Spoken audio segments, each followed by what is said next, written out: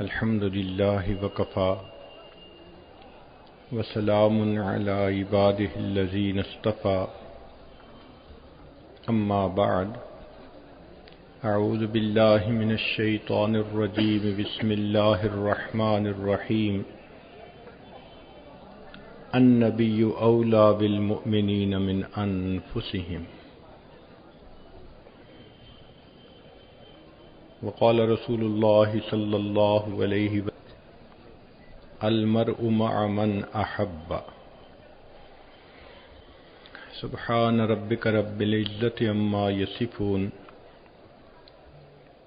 وسلام على المرسلين والحمد لله رب العالمين اللهم صل على سيدنا محمد وعلى آل سيدنا محمد وبارك وسلم۔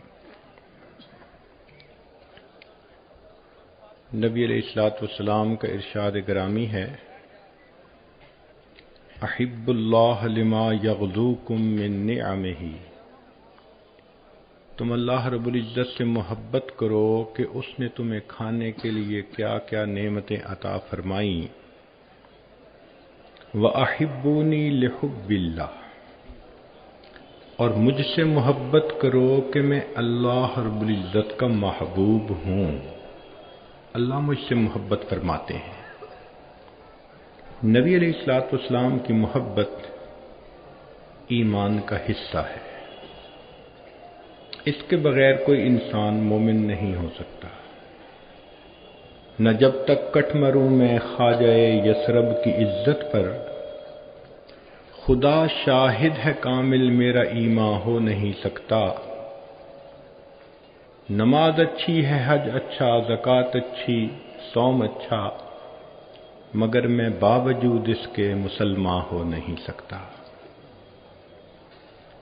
تو نبی علیہ الصلوۃ والسلام کے ساتھ ایک قلبی محبت کا ہونا یہ ہر مومن کی صفت ہوتی ہے۔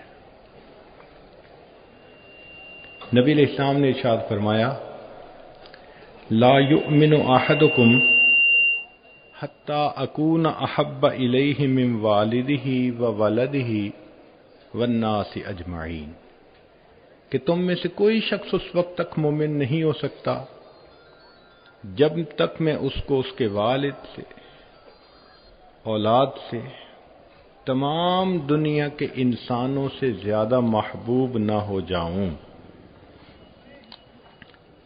ایک حدیث پاک میں ارشاد فرمایا، ثلاث من کن فیہ وجد حلاوۃ الایمان، تین چیزیں ایسی ہیں کہ جس بندے میں ہوں اس کو ایمان کی حلاوت آئے گی۔ ان میں سے ایک، ان یکون اللہ ورسولہ احب الیہ مما سواہما، کہ اللہ اور اس کے رسول صلی اللہ علیہ وسلم باقی تمام جہان سے زیادہ اس کو محبوب ہو جائیں۔ سیدنا عمر بن الخطاب رضی اللہ عنہ حاضر ہوئے، اے اللہ کے نبی صلی اللہ علیہ وسلم، مجھے آپ سب سے زیادہ محبوب ہیں سوائے اپنی جان کے۔ تو نبی علیہ السلام نے فرمایا کہ اس وقت تک کوئی بندہ کامل مومن نہیں ہو سکتا جب تک میں اسے اس کی جان سے بھی زیادہ محبوب نہ ہو جاؤں۔ فقال عمر رضی اللہ عنہ نے جواب میں عرض کیا، والذی انزل علیک الکتاب لانت احب الی من نفسی التی بین جنبی، کہ اب آپ مجھے میری جان سے بھی زیادہ محبوب ہیں۔ فقال النبی صلی اللہ علیہ وسلم، نبی علیہ السلام نے ارشاد فرمایا، الآن یا عمر، عمر اب تجھے ایمان کا کامل رتبہ نصیب ہو گیا۔ طالب علم کے ذہن میں سوال آتا ہے کہ اگر ہم نبی علیہ الصلوۃ والسلام سے اس قدر ٹوٹ کر محبت کریں کہ وہ ہمیں ساری دنیا سے زیادہ عزیز ہو جائیں، تو اس پر ملے گا کیا؟ حدیث مبارکہ ہے، ان انس رضی اللہ تعالی عنہ ان رجلا اتى النبي صلی اللہ علیہ وسلم فقال متی الساعہ، ایک نوجوان نبی علیہ السلام کی خدمت میں حاضر ہوا اور اس نے آ کے یہ کوشچن پوچھا کہ اے اللہ کے حبیب صلی اللہ علیہ وسلم، قیامت کب آئے گی؟ فقال، رسول اللہ صلی اللہ علیہ وسلم نے ارشاد فرمایا، ما عادت لہا، تم نے قیامت کے لیے کیا تیاری کر رکھی ہے؟ قال، اس نے جواب میں عرض کیا، ما عادت لہا من کثیر صلاۃ ولا صوم ولا صدقۃ ولکنی احب اللہ ورسولہ۔ اے اللہ کے حبیب صلی اللہ علیہ وسلم، بہت زیادہ نمازیں، روزے اور صدقے والی عبادتیں تو نہیں میں نے کی، ہاں اتنی بات پکی ہے کہ میں اللہ اور اس کے رسول صلی اللہ علیہ وسلم سے بہت زیادہ محبت کرتا ہوں۔ قال، نبی علیہ السلام نے جواب میں فرمایا، انت مع من احببت، تو جنت میں اسی کے ساتھ ہوگا جس سے تجھے محبت ہوگی۔ صحابہ رضی اللہ عنہم کہتے ہیں کہ اس حدیث پاک کو سن کر ہمیں اتنی خوشی ہوئی کہ اتنی خوشی کسی اور بات پر ہمیں نہیں ہوئی تھی۔ چنانچہ ایک اور صحابی آئے، کہنے لگے، یا رسول اللہ، اے اللہ کے حبیب صلی اللہ علیہ وسلم، لَأَنْتَ أَحَبُّ إِلَيَّ مِنْ أَهْلِي وَمَالِي، آپ مجھے میرے اہل خانہ سے، میرے مال سے زیادہ محبوب ہیں۔ وَإِنِّي لَأَذْكُرُكَ، اور جب کبھی میں آپ کو یاد کرتا ہوں، فَمَا أَصْبِرُ حَتَّى أَجِيءَ فَأَنْظُرَ إِلَيْكَ، مجھ سے رہا نہیں جاتا، آپ کی یاد تڑپاتی ہے تو میں آپ کی خدمت میں حاضر ہوتا ہوں اور آپ کی زیارت سے اپنی آنکھوں کو میں ٹھنڈا کر لیتا ہوں۔ وَإِنِّي ذَكَرْتُ مَوْتِي وَمَوْتَكَ، اور میں یہ بھی سوچتا ہوں کہ ایک دن مجھے بھی موت آنی ہے اور ایک دن آپ نے بھی پردہ فرمانا ہے۔ فَعَرَفْتُ أَنَّكَ إِذَا دَخَلْتَ الْجَنَّةَ رَفَعْتَ مَعَ النَّبِيِّينَ، اور یہ بھی میں سوچتا ہوں کہ آپ جنت میں جائیں گے تو آپ کا درجہ تو انبیاء کے ساتھ اونچا ہوگا، اور میں جنت میں پہنچ گیا تو نیچے ہوں گا۔ تو کہنے کا مقصد یہ تھا، اے اللہ کے نبی صلی اللہ علیہ وسلم، نیچے والا تو اوپر جا نہیں سکتا، اگر میں جنت میں آپ کا دیدار نہیں کر سکوں گا تو مجھے جنت میں مزہ ہی کیا آئے گا۔ اس سے اندازہ لگائیے کہ صحابہ رضی اللہ عنہم کے دلوں میں نبی علیہ الصلوۃ والسلام کی کیسی محبت تھی۔ آج تو حور و قصور کے نام پہ ہی نوجوان خوش پھرتے ہیں، اور صحابہ رضی اللہ عنہم کی یہ حالت تھی کہ وہ کہتے تھے کہ جنت میں اگر آقا صلی اللہ علیہ وسلم کا دیدار نہ کر سکے تو جنت میں مزہ ہی کیا آئے گا۔ تو بہت بڑا اجر ہے کہ اس محبت کی وجہ سے انسان کو نبی علیہ الصلوۃ والسلام کے قدموں میں جگہ ملے گی۔ اب اگلی بات کہ نبی علیہ الصلوۃ والسلام کے ساتھ ایسی محبت کے کچھ تقاضے ہیں۔ یہ نہیں کہ فقط زبان سے انسان کہے کہ جی مجھے محبت ہے، اس کی کوئی دلیل بھی ہونی چاہیے۔ چنانچہ علماء نے اس کی چند باتیں کھول کر بیان کی ہیں کہ اگر کسی کو نبی علیہ السلام سے محبت ہے تو سب سے پہلی بات توقیرہ و تقدیرہ علیہ الصلاۃ والسلام، سب سے پہلی بات کہ وہ شخص نبی علیہ الصلوۃ والسلام کی بہت زیادہ عزت کرے گا، اکرام کرے گا، ادب کرے گا۔ اللہ تعالیٰ ارشاد فرماتے ہیں، انا ارسلناک شاہدا ومبشرا ونذیرا لتؤمنوا باللہ ورسولہ وتعزروہ وتوقروہ وتسبحوہ بکرۃ واصیلا۔ چنانچہ صحابہ رضی اللہ عنہم کا یہ حال تھا کہ نبی علیہ الصلوۃ والسلام کی صحبت میں اتنے ادب کے ساتھ بیٹھتے تھے کہ ایک صحابی کہتے ہیں، اتیت النبی صلی اللہ علیہ وسلم واصحابہ حولہ کانما علی رؤوسہم الطیر، کہ صحابہ نبی علیہ السلام کے گرد اس طرح با ادب بیٹھے تھے جیسے ان کے سروں کے اوپر کوئی پرندہ بیٹھا ہوا. قال ابو ابراہیم، ایک بزرگ فرماتے ہیں کہ واجب علی کل مؤمن، ہر مومن پر یہ واجب ہے، متا ذکرہ او ذکر عندہ، کہ جب وہ خود تذکرہ کرے یا اس کے پاس نبی علیہ الصلوۃ والسلام کا ذکر مبارک ہو، ان یخضع ویخشع ویتوکر ویسکن من حرکتہ ویأخذ فی ہیبتہ واجلالہ، کہ اس کی طبیعت کے اوپر اثر محسوس ہو، کسی کی جلالت شان کا جیسے اثر ہوتا ہے تو اس بندے کے اوپر اس کا اثر محسوس ہونا چاہیے کہ اس کے سامنے اللہ کے پیارے حبیب صلی اللہ علیہ وسلم کا ذکر مبارک کیا گیا ہے.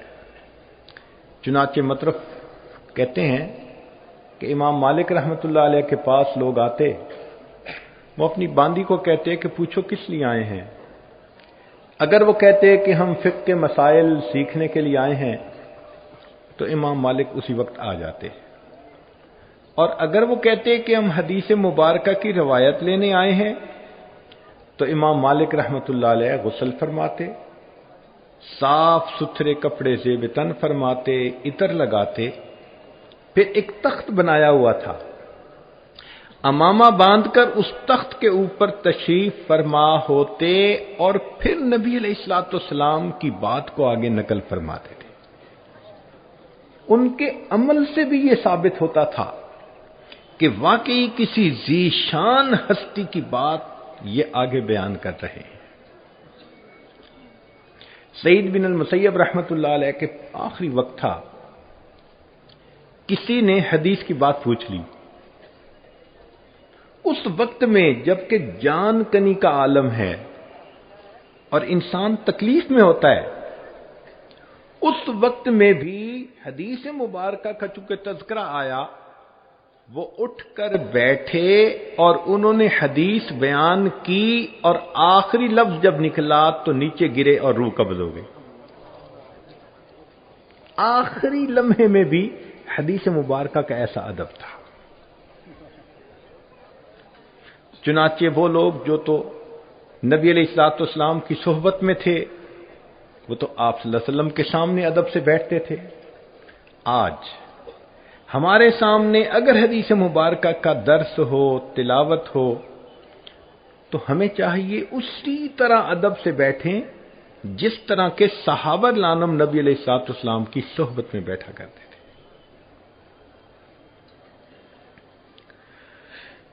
عبداللہ بن مبارک رحمۃ اللہ علیہ بڑے محدث گزرے ہیں، امام اعظم ابو حنیفہ رحمۃ اللہ علیہ کے خصوصی شاگرد تھے. ان سے اگر چلتے ہوئے کوئی حدیث مبارکہ کے بارے میں پوچھا کرتا تھا تو وہ اس کا جواب نہیں دیتے تھے. فرمایا کرتے تھے کہ حدیث مبارکہ کی شان ہے کہ انسان سکون اطمینان کے ساتھ بیٹھ کر پھر اس بات کو نقل کرے.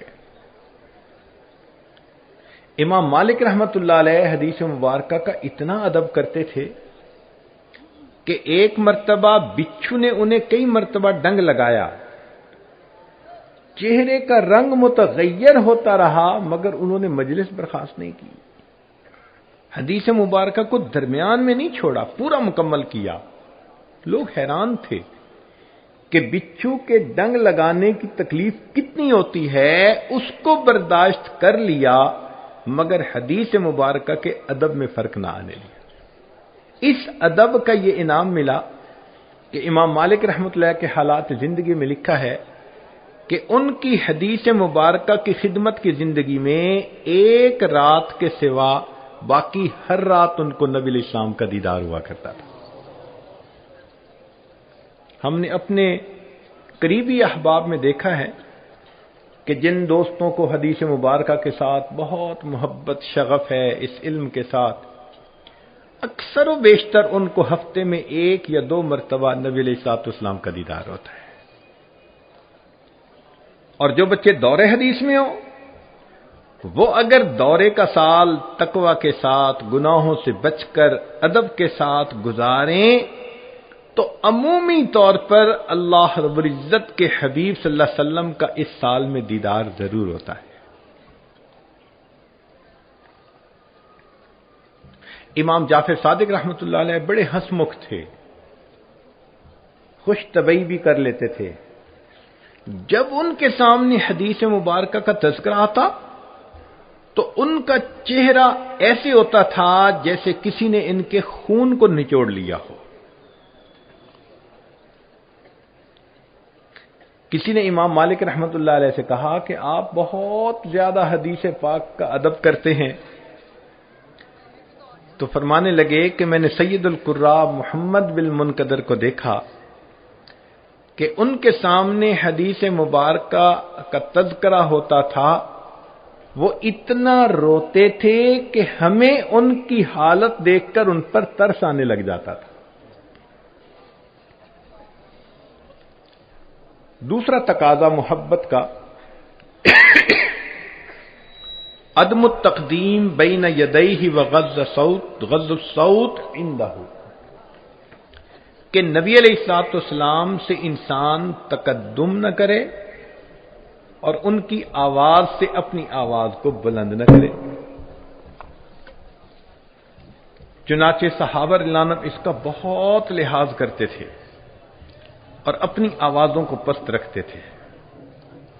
اللہ رب العزت نے قرآن مجید میں فرمایا لا ترفعوا اصواتکم فوق صوت النبی ولا تجہروا له بالقول كجهر بعضکم لبعض ان تحبط اعمالکم وانتم لا تشعرون، کہ اگر تمہاری آواز میرے محبوب صلی اللہ علیہ وسلم کی آواز سے بلند ہو گئی، ہم تمہارے کیے ہوئے عملوں کو ضائع کر دیں گے اور تمہیں اس کا پتہ بھی نہیں چلے گا۔ چنانچہ آج بھی یہ ادب اپنی جگہ موجود۔ آپ جائیں مواجہ شریف پر تو اس وقت بھی یہ آیت لکھی ہوئی ہے لا ترفعوا اصواتکم فوق صوت النبی۔ کسی معاملے میں نبی علیہ الصلوۃ والسلام کے فرمان پر اپنی مرضی کو مقدم کر دینا، اس کو تقدم کہا جاتا ہے۔ ہمارے اکابر تو حدیث کا اتنا احترام فرماتے تھے۔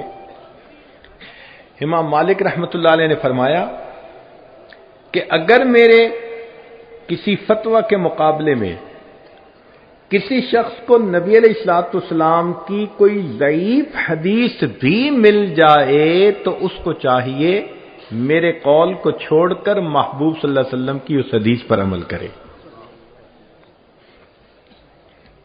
تیسرا تقاضا اعظام جمیع اسبابہ و اکرام مشاہدہ و امکنتہ من المکہ والمدینہ، کہ جب کسی سے محبت ہوتی ہے تو اس کے متعلق جو بھی چیزیں ہوتی ہیں ان سے بھی محبت ہوتی ہے۔ کہتے ہیں کہ مجنو ایک مرتبہ کتے کے پاؤں چوم رہا تھا تو کسی نے پوچھا بھی کیوں؟ کہنے لگا کہ یہ لیلا کی گلی سے ہو کے آیا ہے۔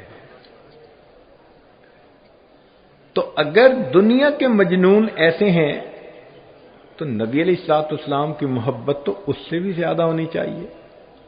چنانچہ ہمیں ان شہروں سے محبت، ان چیزوں سے محبت جو نبی علیہ الصلوۃ والسلام کے استعمال میں رہیں یا جن کا کسی بھی طرح سے نبی علیہ الصلوۃ والسلام کے ساتھ کوئی تعلق بنتا ہے۔ امام مالک رحمۃ اللہ علیہ کا یہ حال تھا کہ کان مالک لا یرکب بالمدینۃ دابۃ وکان یقول استحیی من اللہ ان اطأ تربۃ فیہا رسول اللہ صلی اللہ علیہ وسلم بحافر الدابہ، مجھے زیب نہیں دیتا کہ مدینے کے جن رستوں پر میرے آقا صلی اللہ علیہ وسلم چلے ہوں امام مالک اپنی سواری کے سموں سے اس جگہ کو پامال کرے۔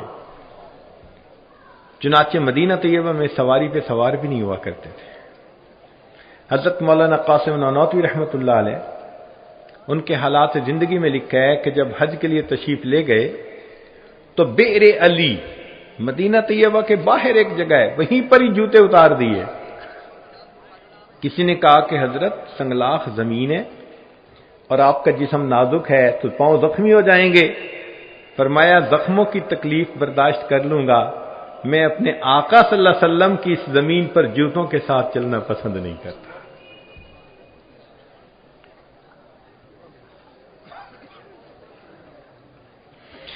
امام مالک رحمۃ اللہ علیہ کو کسی نے آ کر ایک کمان دکھائی اور یہ کہا کہ یہ کمان نبی علیہ الصلوۃ والسلام کے استعمال میں رہی ہے۔ قال مالک، امام مالک رحمۃ اللہ فرماتے ہیں ما مسست القوس بیدی الا علی طہارۃ منذ بلغنی ان النبی صلی اللہ علیہ وسلم اخذ القوس بیدہ، کہ جب مجھے پتہ چلا کہ نبی علیہ الصلوۃ والسلام نے اس کمان کو اپنے ہاتھوں میں پکڑا ہے، میں نے اس کے بعد اس کمان کو کبھی بے وضو ہاتھ نہیں لگایا۔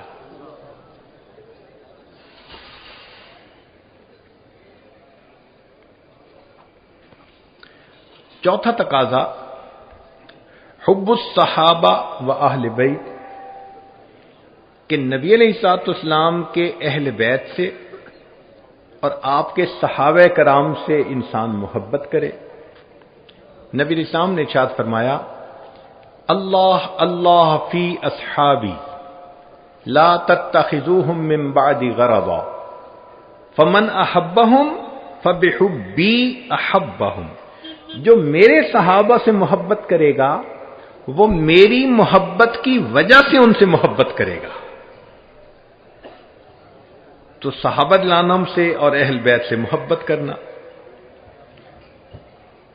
من احب شیئا احب من یحب، بندہ جب کسی سے محبت کرتا ہے جو چیزیں اس کو محبوب ہوتی ہیں ان سے بھی محبت کرتا ہے۔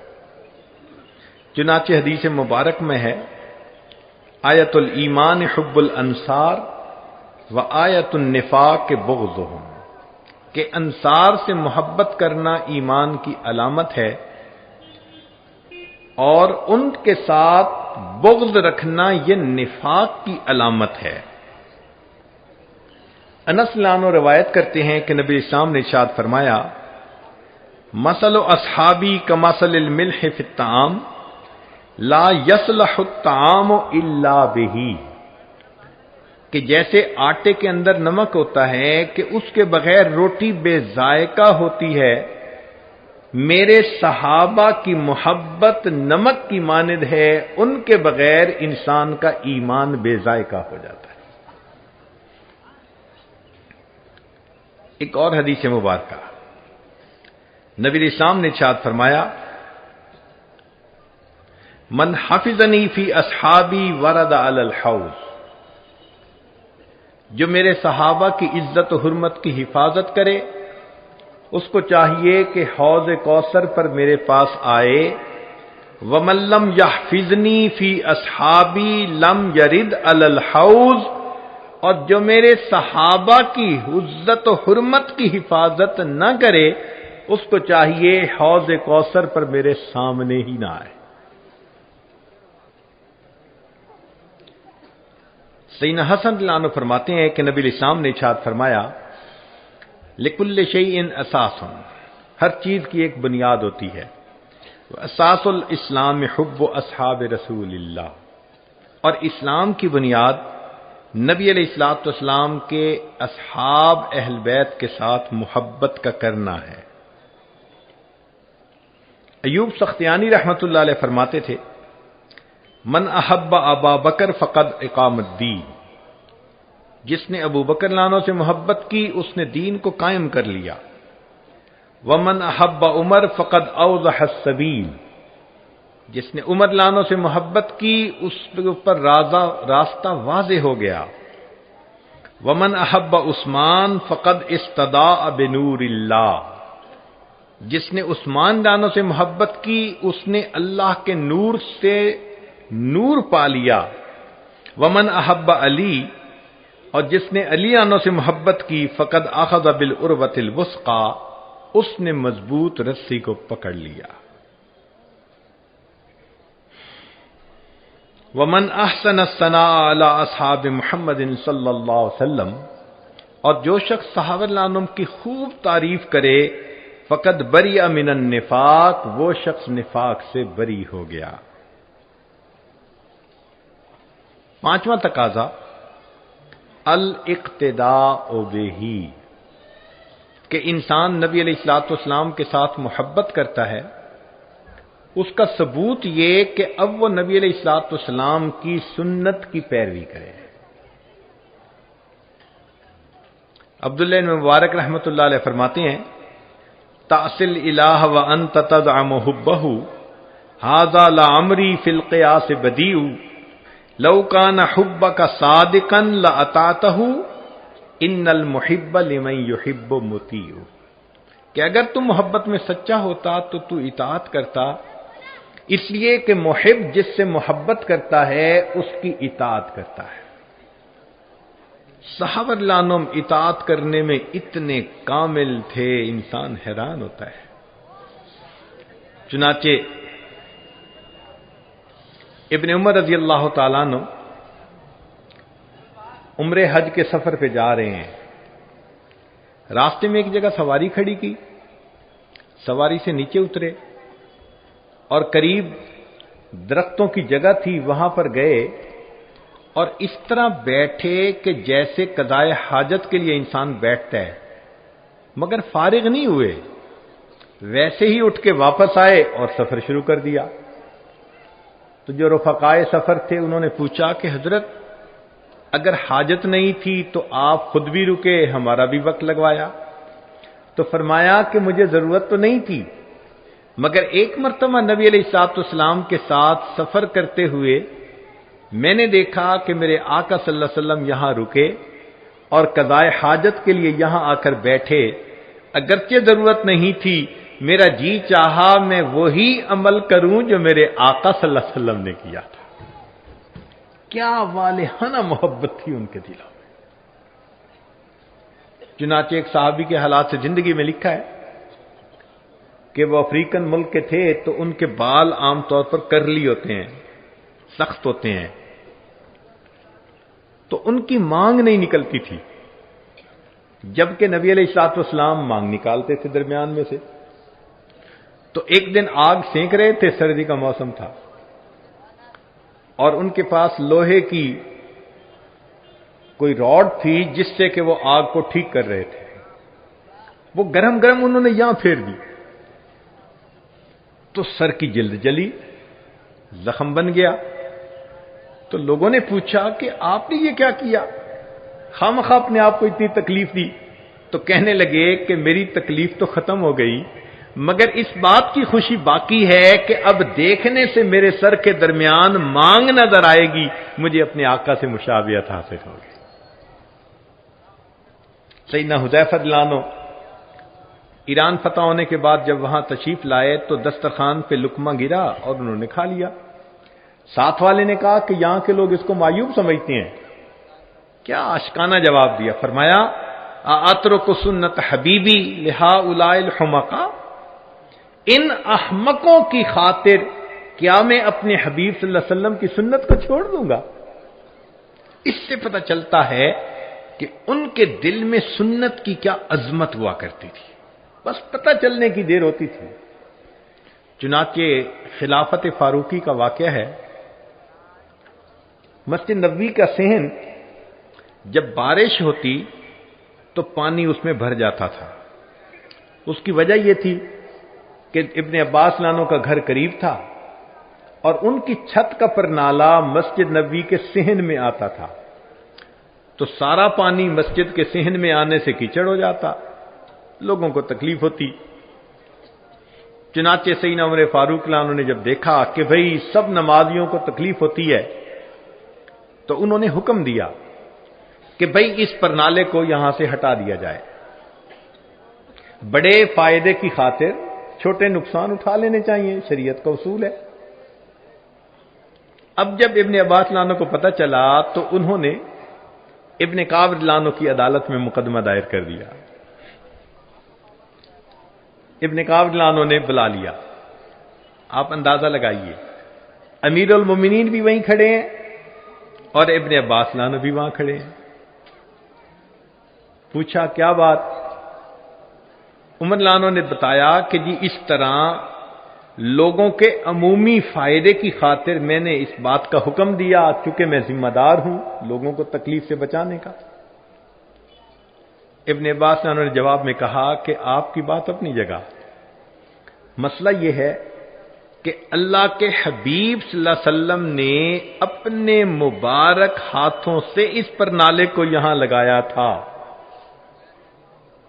میرا جی چاہتا ہے میں اس پرنالے کو اسی جگہ دیکھوں، اتنا سننا تھا۔ عمر فاروق لانو نے کہا کہ کعب لانو آپ فیصلہ کر دیجئے کہ پرنالہ اپنی جگہ پر لگے گا، مگر فرق یہ ہوگا کہ اب عمر فاروق وہاں جائے گا اور رکوع کی حالت میں کھڑا ہوگا اور ابن عباس میری کمر پر سوار ہو کر اس پرنالے کو فکس کریں گے جس کو میرے آقا صلی اللہ علیہ وسلم نے فکس کیا۔ چنانچہ ایسے ہی ہوا، ابن عباس نے پرنالہ لگایا اور نیچے اتر کے کہا کہ بس میں نے ایک دفعہ اس کو دیکھ لیا، اب میں پورا مکان مسجد نبوی کے اندر شامل کر دیتا ہوں۔ کیا محبت تھی ان صحابہ لانوں کو نبی علیہ السلام کی ایک ایک سنت کے ساتھ۔ ابن عمر لانو فرماتے ہیں کہ نبی علیہ السلام نے ایک مرتبہ فرمایا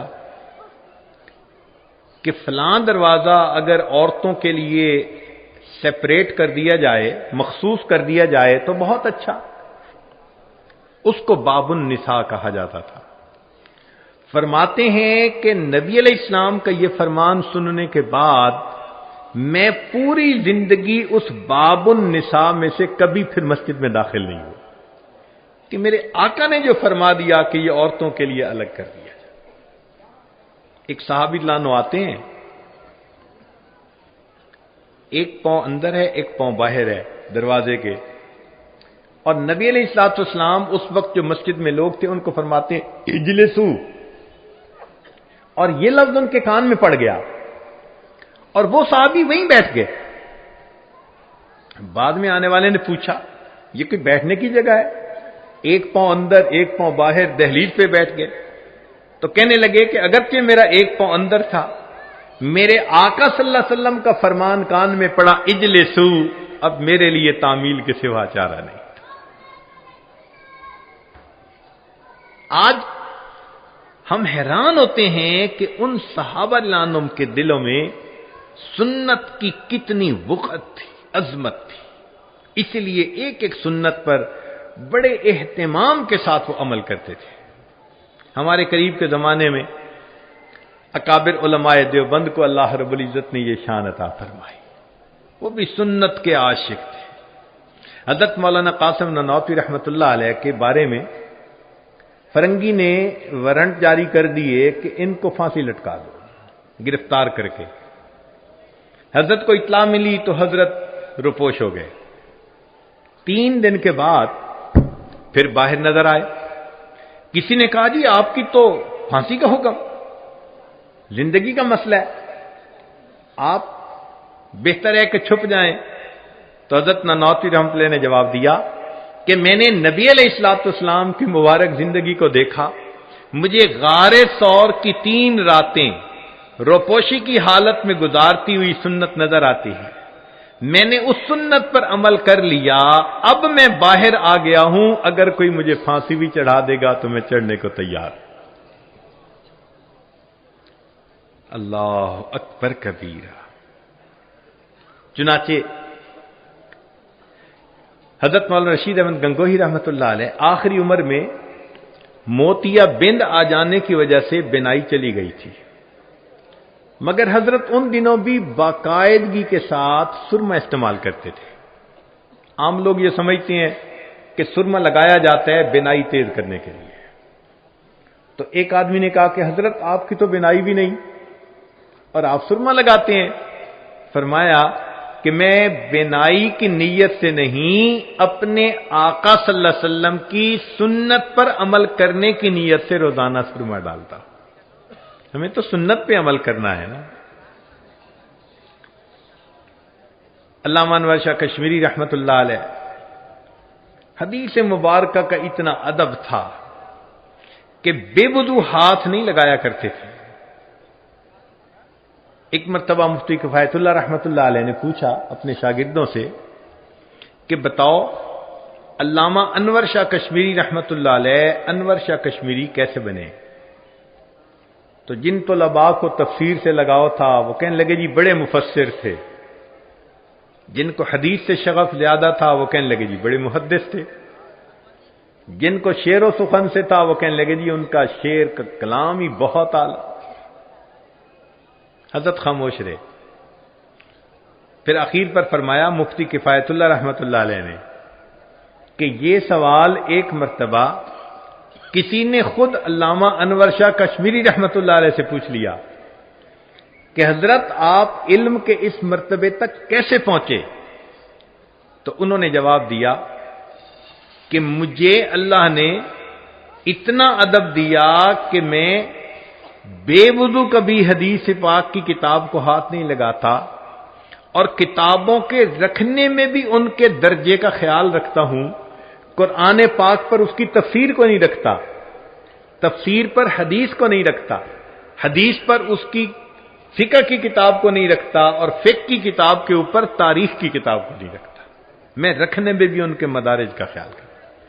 پھر فرمانے لگے کہ میں بخاری شریف جب بیٹھ کر پڑھتا ہوں تو اکثر لوگ بخاری شریف کا حاشیہ پڑھنے کے لیے بخاری شریف کتاب کو اپنا تحت بناتے ہیں۔ فرمانے لگے میں جب سیدھا حاشیہ پڑھ لیتا ہوں، دوسری طرف پڑھنا ہوتا ہے تو میں اٹھ کے خود دوسری طرف جاتا ہوں اور وہاں سے بیٹھ کے حاشیہ پڑھتا ہوں۔ چنانچہ ان کو کثرت کے ساتھ نبی علیہ الصلوۃ والسلام کی زیارت ہوتی تھی۔ ایک مرتبہ اسحال لگ گئے، کسی نے کہا کہ حضرت آپ نے کچھ کھانے میں کوئی ایسی چیز کھا لی؟ فرمان لگے نہیں، چند دن سے زیارت نہیں ہوئی، اس خوف سے اسحال لگ گئے کہ میری کسی کوتاہی کی وجہ سے اس نعمت سے مجھے محروم نہ کیا گیا۔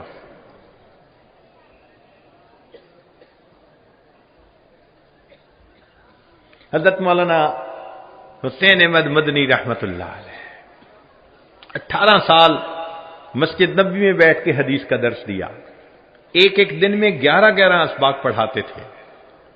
ایک مرتبہ روضہ انور کھولا گیا اور آپ کو روضہ انور کے اندر جانے کا موقع ملا، تو وہاں جا کر آپ نے اپنی ریش سے جو جگہ تھی نیچے فرش کی اس کو صاف کرنا شروع کر دیا ریش کے ساتھ۔ تو کسی نے پوچھا کہ ریش سے صفائی کر رہے ہیں؟ فرمانے لگے جس کی سنت ہے اسی کی حرمت پہ قربان کر رہا۔ کیا محبت ان کے دل میں ہوگی، اللہ اکبر کبھی۔ چنانچہ اکابر علماء دیوبند میں سے ایک ایک کی زندگی کو پڑھ لیجئے، آپ کو ان کا ظاہر سنت سے بالکل مزین نظر آئے گا۔ ہر چھوٹی بڑی سنت کے اوپر عمل کرنا یہ ان کا محبوب مشغلہ ہوتا تھا، وہ لطف اٹھاتے تھے۔ جیسے بچہ کوئی لفظ بولے نا، دودھ کو دودو کہہ دے تو ماں بھی کہتی ہے ابھی دودو دیتی ہوں، حالانکہ وہ تو دودھ کہہ سکتی ہے، نہیں، اس کو بچے سے پیار ہے۔ تو بچے نے جس لفظ کو جیسے کہا، محبت تقاضا کرتی ہے کہ اس لفظ کو ویسے بولے۔ بالکل صحابہ رضوان کا یہی حال تھا، اور ہمارے اکابر علماء دیوبند کا بھی یہی حال تھا، ایک ایک عمل میں نبی علیہ الصلوۃ والسلام کی سنت پر عمل کیا کرتے تھے۔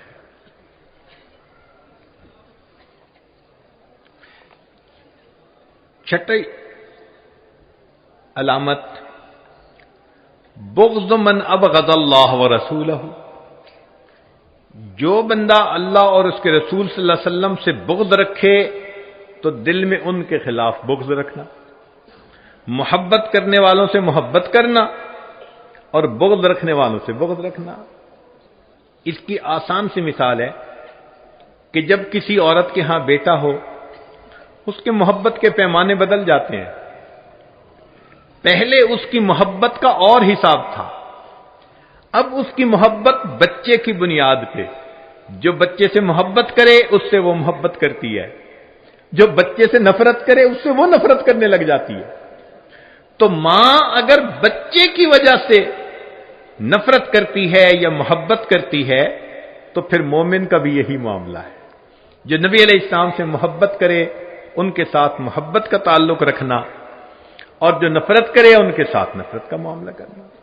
ام حبیبہ رضی اللہ تعالیٰ عنہا نبی علیہ الصلوۃ والسلام کی زوجہ ہیں. ان کے والد آتے ہیں مکہ مکرمہ سے کوئی پیغام لے کے. سوچنے لگے چلو میں بیٹی کے ہاں ہوتا جاؤں. آئے جب بستر پر بیٹھنے لگے تو ام حبیبہ دلانہ نے فوراً بستر کو لپیٹ دیا. تو باپ نے کہا کہ بیٹی، باپ کے آنے پہ بستر بچھایا کرتے ہیں، بستر لپیٹا نہیں کرتے، تم نے یہ کیا کیا؟ تو انہوں نے جواب دیا، آپ کی بات اپنی جگہ سچی، مگر مجھے زیب نہیں دیتا کہ یہ میرے آقا صلی اللہ علیہ وسلم کا بستر ہو اور اس کے اوپر ایک مشرک آ کر بیٹھ جائے.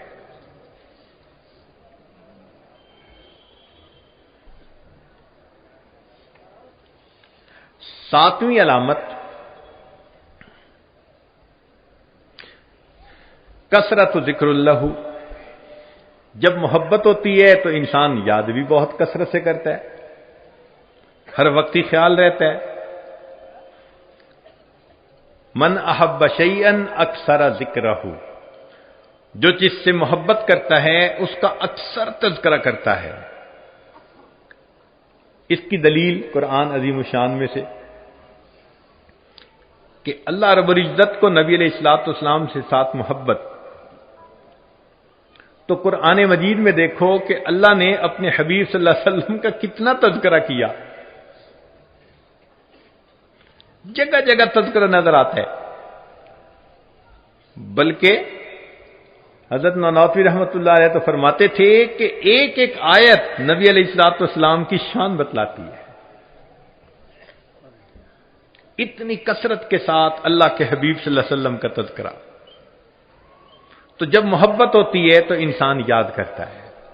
سیدنا صدیق اکبر عنہ کے بارے میں آتا ہے کہ جب خلیفہ بنے تو جمعہ پڑھانے کے لیے، خطبہ دینے کے لیے کھڑے ہوئے اور کہا، سمعت رسول اللہ صلی اللہ علیہ وسلم العام الاول فبکا، کہ میں نے نبی علیہ الصلوۃ والسلام سے پچھلے سال سنا اور اتنے لفظ کہہ کے رونا شروع کر دیا.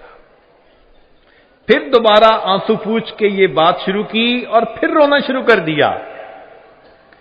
پھر دوسری مرتبہ آنسو پوچھے، تیسری مرتبہ بات کہی اور تیسری مرتبہ پھر رونا شروع کر دیا. بات بات پہ ان کی آنکھوں سے آنسو چھلک پڑتے تھے. نبی علیہ الصلوۃ والسلام کی یاد ان کے دلوں کو مچلا کے رکھ دیا کرتی تھی. عبداللہ ابن عمر عنہ بیٹھے ہوئے ہیں، پاؤں سو گیا، جیسے اٹھتے ہوئے پاؤں سو جاتا ہے، سن ہو گیا. تو کسی نے کہا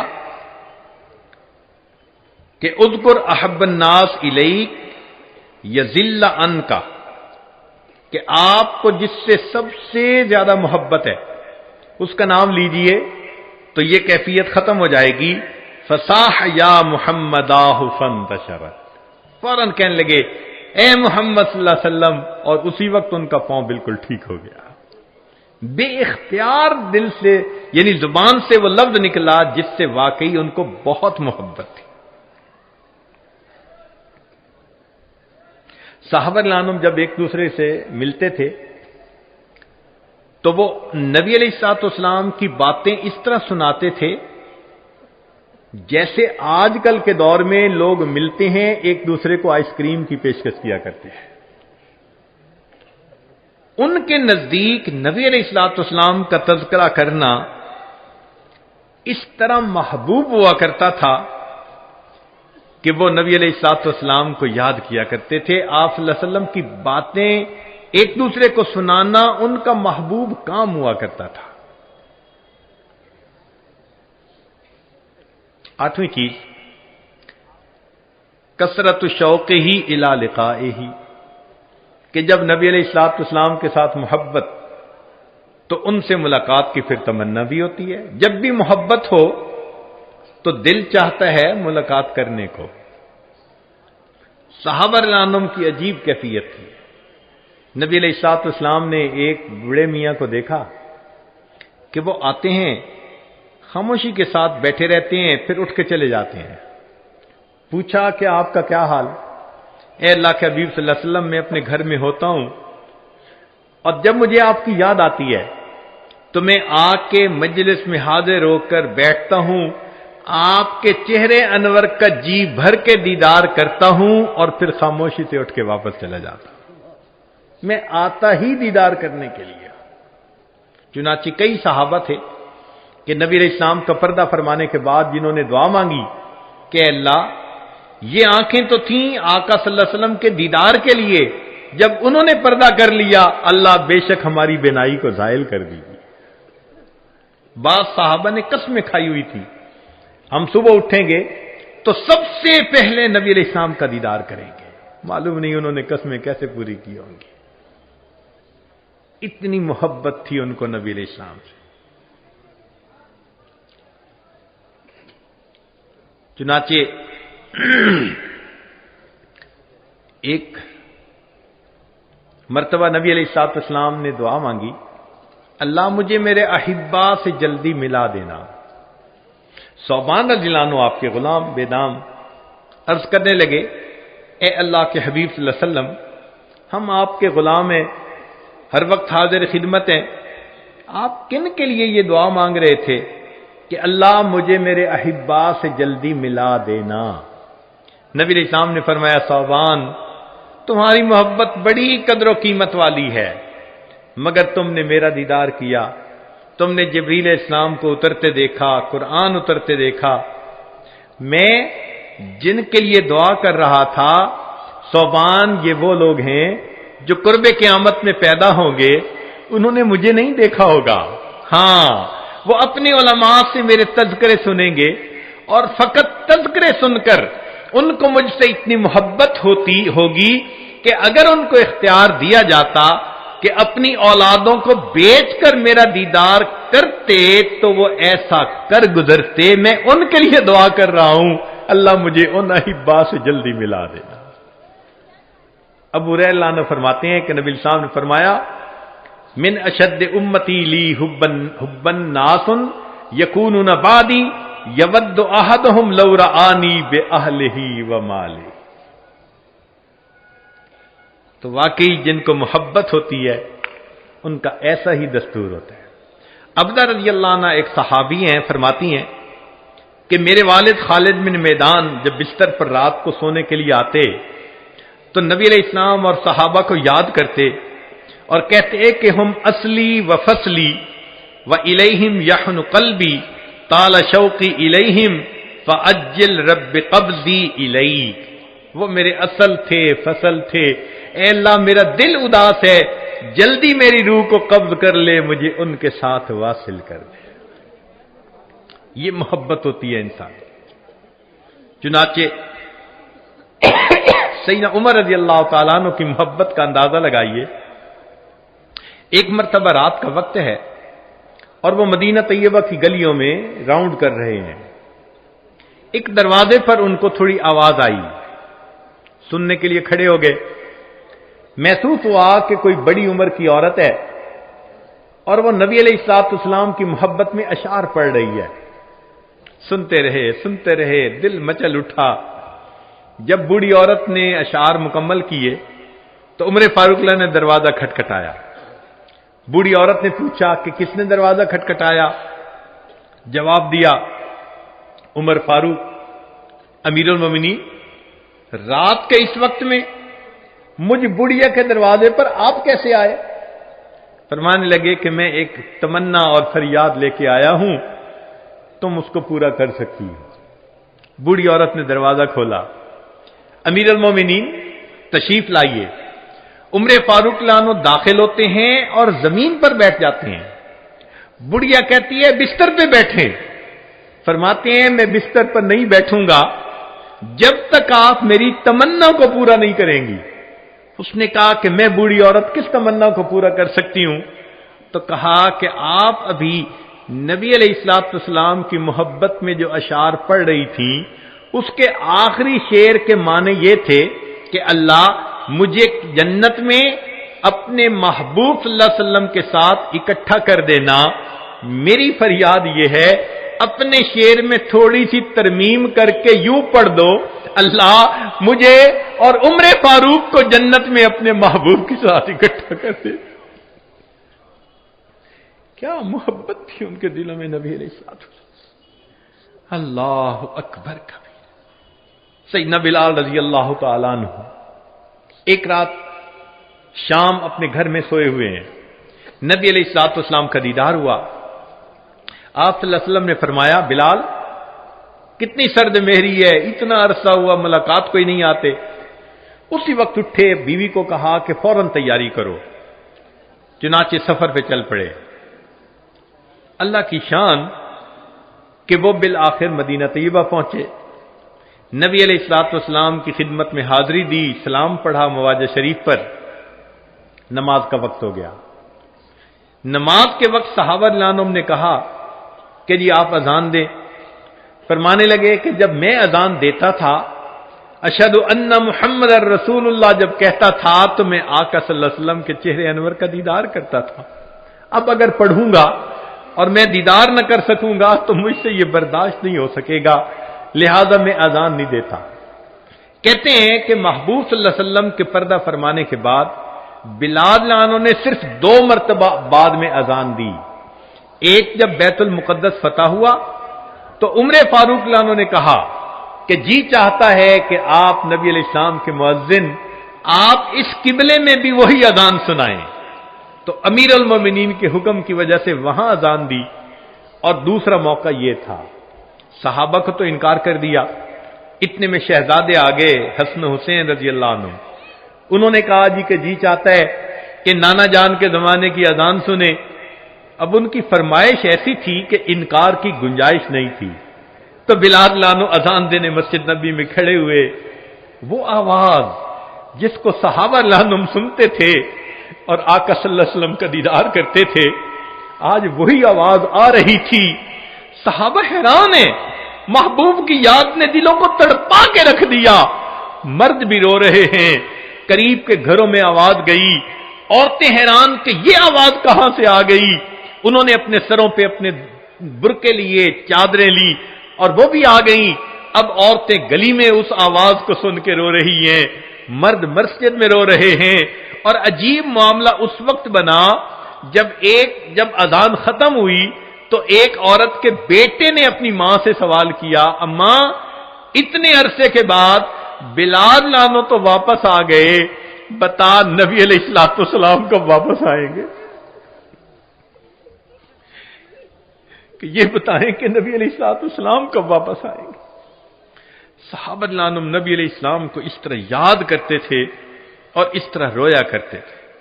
چنانچہ وفات کا وقت ہوا تو بلال رضی اللہ تعالیٰ عنہ کی بیوی نے کہا واہ حزناہ، فوراً کہنے لگے واہ ترباہ غدن القل محبت محمد بحزبہ، کتنی خوشی کی بات ہے، کل نبی علیہ الصلوۃ والسلام اور ان کے صحابہ کے ساتھ میری ملاقات ہو جائے گی۔ نواں تقاضا الشفقۃ علی امتہ والسعی فی مصالحہم کما کان صلی اللہ علیہ وسلم بالمؤمنین رؤوف الرحیم۔ محبت کا ایک تقاضا یہ بھی ہے کہ نبی علیہ الصلوۃ والسلام کو امت کے ساتھ محبت تھی، آپ رؤوف الرحیم تھے امت کے لیے، لہذا وہ رافت اور رحمت اس بندے کے دل میں بھی ہونی چاہیے جو نبی علیہ الصلوۃ والسلام کے ساتھ محبت کرتا ہے۔ اس کا نتیجہ کیا کہ ہمیں لوگوں کے دنیاوی کاموں میں بھی ان کے کام آنا چاہیے، اور نیکی کی تلقین کرنے میں بھی ان کا خیال رکھنا چاہیے۔ وہ غم جو نبی علیہ الصلوۃ والسلام کے سینے انور میں تھا، جس کی وجہ سے آپ راتوں کو روتے تھے، اتنی لمبی تہجد پڑھتے تھے حتی یتورمت قدماہ، کہ قدمین مبارک متورم ہو جاتے تھے۔ عائشہ رضی اللہ عنہا فرماتی ہیں کہ ایک مرتبہ نبی علیہ الصلوۃ والسلام نے اتنا لمبا سجدہ کیا، میرے دل میں شک آنے لگا کہ پتہ نہیں کہیں روح ہی نہ پرواز کر گئی ہو۔ میں اٹھی اور میں نے پاؤں کے انگوٹھے کو ہلایا تب مجھے اندازہ ہوا کہ نہیں، آپ صلی اللہ علیہ وسلم کی روح ابھی صحیح ہے. اتنا لمبا سجدہ فرماتے تھے. اللہ اکبر کبیرہ. کیوں؟ امت کے لیے اتنی محبت تھی. چنانچہ نبی علیہ الصلوۃ والسلام کا وہ غم جو آج کے دور میں اپنے دل میں رکھے گا اور امر بالمعروف نہی عن المنکر کے لیے زندگی کو وقف کرے گا، اللہ کے حبیب صلی اللہ علیہ وسلم کا وہ محبوب بنے گا. سنیے ذرا، ایک عجیب حدیث مبارکہ ہے. انس رضی اللہ عنہ اس کے راوی ہے.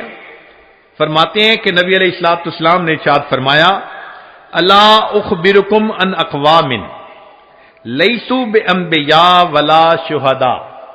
کیا میں تمہیں ایسے لوگوں کے بارے میں نہ بتاؤں، نہ وہ انبیاء ہوں گے نہ وہ شہداء ہوں گے. یغبطہم یوم القیامت الانبیاء والشہداء.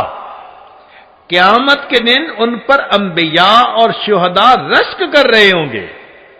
سبحان اللہ، کیا شان والے لوگ ہیں کہ وہ انبیاء نہیں، شہداء نہیں، مگر ان کو اللہ وہ مقام دیں گے، وہ اکرام عطا کریں گے کہ انبیاء اور شہداء ان کے اوپر رشک کریں گے. بے منازلہم من اللہ عز وجل علی منابر من نور.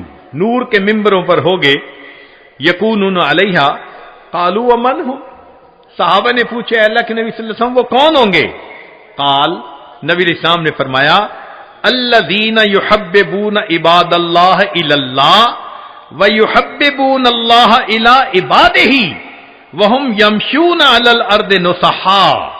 کہ جو بندوں کو اللہ کا محبوب بناتے ہیں اور اللہ کو بندوں کا محبوب بناتے ہیں اور وہ دنیا میں لوگوں کو نصیحت کی بات کرنے والے. صحابہ عنہ نے پوچھا، اے اللہ کے حبیب صلی اللہ علیہ وسلم، بندوں کو اللہ کا محبوب بناتے ہیں، یہ بات سمجھ میں نہیں آتی. یہ تو سمجھ میں آتی ہے کہ اللہ کو بندوں کا محبوب بناتے ہیں. بندوں کو اللہ کا محبوب کیسے بناتے ہیں؟ نبی علیہ السلام نے فرمایا کہ وہ لوگوں کو نصیحت کرتے ہیں، گناہوں سے روکتے ہیں. یأمرونہم بحب اللہ وینہونہم یعنی اما کرہ اللہ فاذا اطاعوہم احبہم اللہ. تو جب بندے گناہ چھوڑ دیتے ہیں اور اللہ کی فرما برداری کرتے ہیں، وہ اللہ کے محبوب بن جایا کرتے ہیں. اب سوچئے کہ نبی علیہ الصلوۃ والسلام نے جن لوگوں کے بارے میں یہ بتلایا وہ آج امت میں ہمیں اپنی آنکھوں سے نظر آ سکتے ہیں. اس اکابر علماء دیوبند کے گروپ میں، جماعت میں آپ کو ایک کمزور سی شخصیت ملے گی. ذرا حالات زندگی پڑھ کر دیکھیے. کمزور سی شخصیت لوگوں کے دروازے پر جا رہی ہے.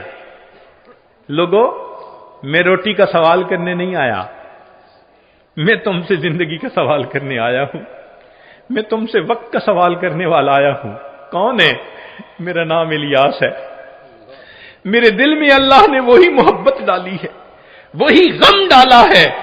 میں سلام کرتا ہوں اس جماعت کی عظمت کو کہ جنہوں نے نبی علیہ السلام کے غم کو اپنا غم بنایا.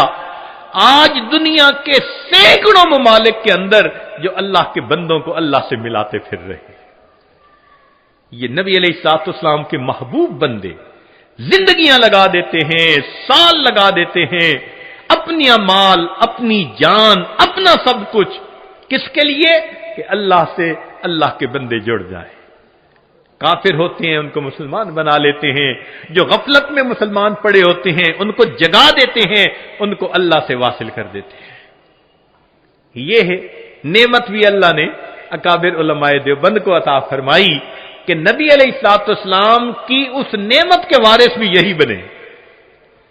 چنانچہ وہ علماء جو وعظ و نصیحت کا کام کرتے ہیں، وہ مشائخ، وہ داعی حضرات جو وعظ و نصیحت کا کام کرتے ہیں، وہ سارے کے سارے اسی خوشخبری کے اندر شامل ہیں. نبی علیہ الصلوۃ والسلام نے فرمایا کہ اللہ تعالیٰ ان سے محبت فرماتے ہیں جو اللہ کے بندوں کو اللہ کا محبوب بناتے ہیں اور اللہ کو بندوں کا محبوب بنا دیتے ہیں. سچی بات تو یہ ہے کہ جتنی امت کے ساتھ شفقت نبی علیہ السلام کو تھی اور جتنی محبت نبی علیہ السلام کو تھی، ایسی محبت کا کوئی تصور بھی نہیں کر سکتا۔ آپ ذرا غور کیجئے، دنیا میں جتنی محبتیں ہیں سب غرض والی محبتیں۔ میاں بیوی کی محبت غرض، بیوی کو خاوند کی ضرورت ہے، خاوند کو بیوی کی ضرورت ہے۔ اولاد ماں باپ کی محبت غرض، اولاد کو ماں کی ضرورت ہے، باپ کی، ماں باپ کو اولاد کی ضرورت ہے۔ بھائی بھائی کی محبت بھی غرض، ایک دوسرے کے ہیلپ کی ضرورت ہے۔ پڑوسی پڑوسی کی محبت بھی غرض کی بنیاد پہ، ایک دوسرے کی ضروریات ہوتی ہیں۔ حتیٰ کہ اگر استاد شاگرد کی محبت ہے تو وہ بھی غرض کی۔ کیوں؟ استاد پڑھا رہا ہے کہ مجھ سے اللہ راضی ہو جائیں گے، اور شاگرد پڑھ رہا ہے کہ مجھے علم مل جائے گا۔ حتیٰ کہ پیر مرید کی محبت بھی غرض کی محبت، کہ مرید کے دل میں میری تربیت ہوگی اور پیر کے دل میں کہ اللہ راضی ہو جائیں گے۔ تو معلوم ہوا کہ غرض جیسی بھی ہو ہے تو غرض نہ پیچھے۔ ہاں، کوئی محبت ایسی ہے جو بے غرض ہو؟ ایک مرتبہ ذہن میں سوچا کہ کوئی محبت دنیا میں بے غرض ہے، تو ذہن نے جواب دیا کہ مخلوق کی محبت بے غرض نہیں ہو سکتی، کوئی نہ کوئی غرض تو لگی ہی ہوئی ہوگی۔ پھر سوچا کہ کوئی محبت، پھر ذہن نے کہا اگر دنیا میں بے غرض محبت دیکھنی ہے تو ذرا 1400 سال پیچھے چلے جاؤ۔ رات کا اندھیرا ہوگا، تم ایک ہستی کو دیکھو گے مصلی کے اوپر سجدے میں ہے، یا رب امتی یا رب امتی۔ کیا اس ہستی کو اپنے درجات کے بڑھنے کا تھا تما؟ نہیں، ان کو پہلے اللہ نے فرما دیا تھا لِيَغْفِرَ لَكَ اللَّهُ مَا تَقَدَّمَ مِنْ ذَنبِكَ وَمَا تَأَخَّرَ۔ ان کو اللہ نے پہلے بتلا دیا تھا وَلَسَوْفَ يُعْطِيكَ رَبُّكَ فَتَرْضَىٰ، میرے محبوب تجھے اتنا عطا کروں گا کہ تو بس بس کرنے لگ جائے گا۔ پھر وہ ہستی کیوں رو رہی ہے؟ اتنا لمبا سجدہ کہ بیوی اٹھ کے پاؤں ہلا کے دیکھتی ہے کہ ابھی زندگی تو ہے یا نہیں۔ یہ کیوں رو رہے ہیں؟ یہ امت کے اوپر شفقت کی وجہ سے رو رہے ہیں۔ نبی علیہ الصلوۃ والسلام کو امت کے ساتھ ایسی محبت، اس لیے قیامت کے دن انبیاء بھی نفسا نفسی پکارتے ہوں گے، ایک اللہ کے حبیب ہوں گے جو اس دن بھی امتی امتی فرما رہے ہیں۔ اللہ کے حبیب صلی اللہ علیہ وسلم کو اس قدر امت کے ساتھ شفقت و محبت تھی۔ ایک اور آخری بات کہ جب نبی علیہ الصلوۃ والسلام کے ساتھ ایسی محبت ہے تو پھر اس کی ایک علامت یہ بھی ہے کہ کثرت الصلاۃ والسلام علیہ، نبی علیہ الصلوۃ والسلام کے اوپر کثرت سے صلاۃ و سلام پڑھنا، درود شریف پڑھنا۔ چنانچہ قرآن مجید میں اللہ تعالیٰ ارشاد فرماتے ہیں ان اللہ و ملائکتہ یصلون علی النبی یا ایھا الذین آمنوا صلوا علیہ وسلموا تسلیما۔ تو ہم بھی کثرت سے درود شریف پڑھیں، اللہم صل علی سیدنا محمد وعلی آل سیدنا محمد وبارک وسلم۔ سید القراء ابن کعب رضی اللہ عنہ نبی علیہ السلام کی خدمت میں حاضر ہوئے، اے اللہ کے حبیب صلی اللہ علیہ وسلم، میں آپ پر تیسرا حصہ اپنے وقت کا درود شریف پڑھنے میں لگا دوں؟ نبی علیہ السلام نے فرمایا تو زیادہ کرے گا تو تجھے زیادہ فائدہ ہوگا۔ اے اللہ کے حبیب صلی اللہ علیہ وسلم، میں 2/3 حصہ درود شریف پڑھا کروں؟ نبی علیہ السلام نے فرمایا زیادہ پڑھے گا تو زیادہ نفع ہوگا۔ انہوں نے کہا اے اللہ کے حبیب صلی اللہ علیہ وسلم، پھر تو میں پورا وقت ہی آپ پر درود شریف پڑھوں گا۔ قال، نبی علیہ السلام نے اس کے جواب میں فرمایا کہ اذن یغفر ذنبک وتکفی ہمک، اگر تو ہر وقت مجھ پر درود شریف پڑھے گا اللہ پھر تیرے سب گناہوں کو معاف کر دیں گے اور تیرے تمام غموں کو اللہ ختم فرما دیں گے۔ عمر بن خطاب رضی اللہ عنہ فرماتے تھے الدعاء والصلاة معلق بین السماء والارض، دعا اور نماز آسمان اور زمین کے درمیان معلق رہتی ہیں، فلا يصعد الى اللہ منہ شیء حتی یصلی علی النبی صلی اللہ علیہ وسلم، یہ اس وقت تک اوپر قبولیت کے لیے نہیں جا پاتی جب تک کہ ان میں نبی علیہ السلام پر درود شریف نہ پڑھا گیا. اسی لیے ہر دعا سے پہلے بھی درود شریف پڑھنا چاہیے، بعد میں بھی پڑھنا چاہیے.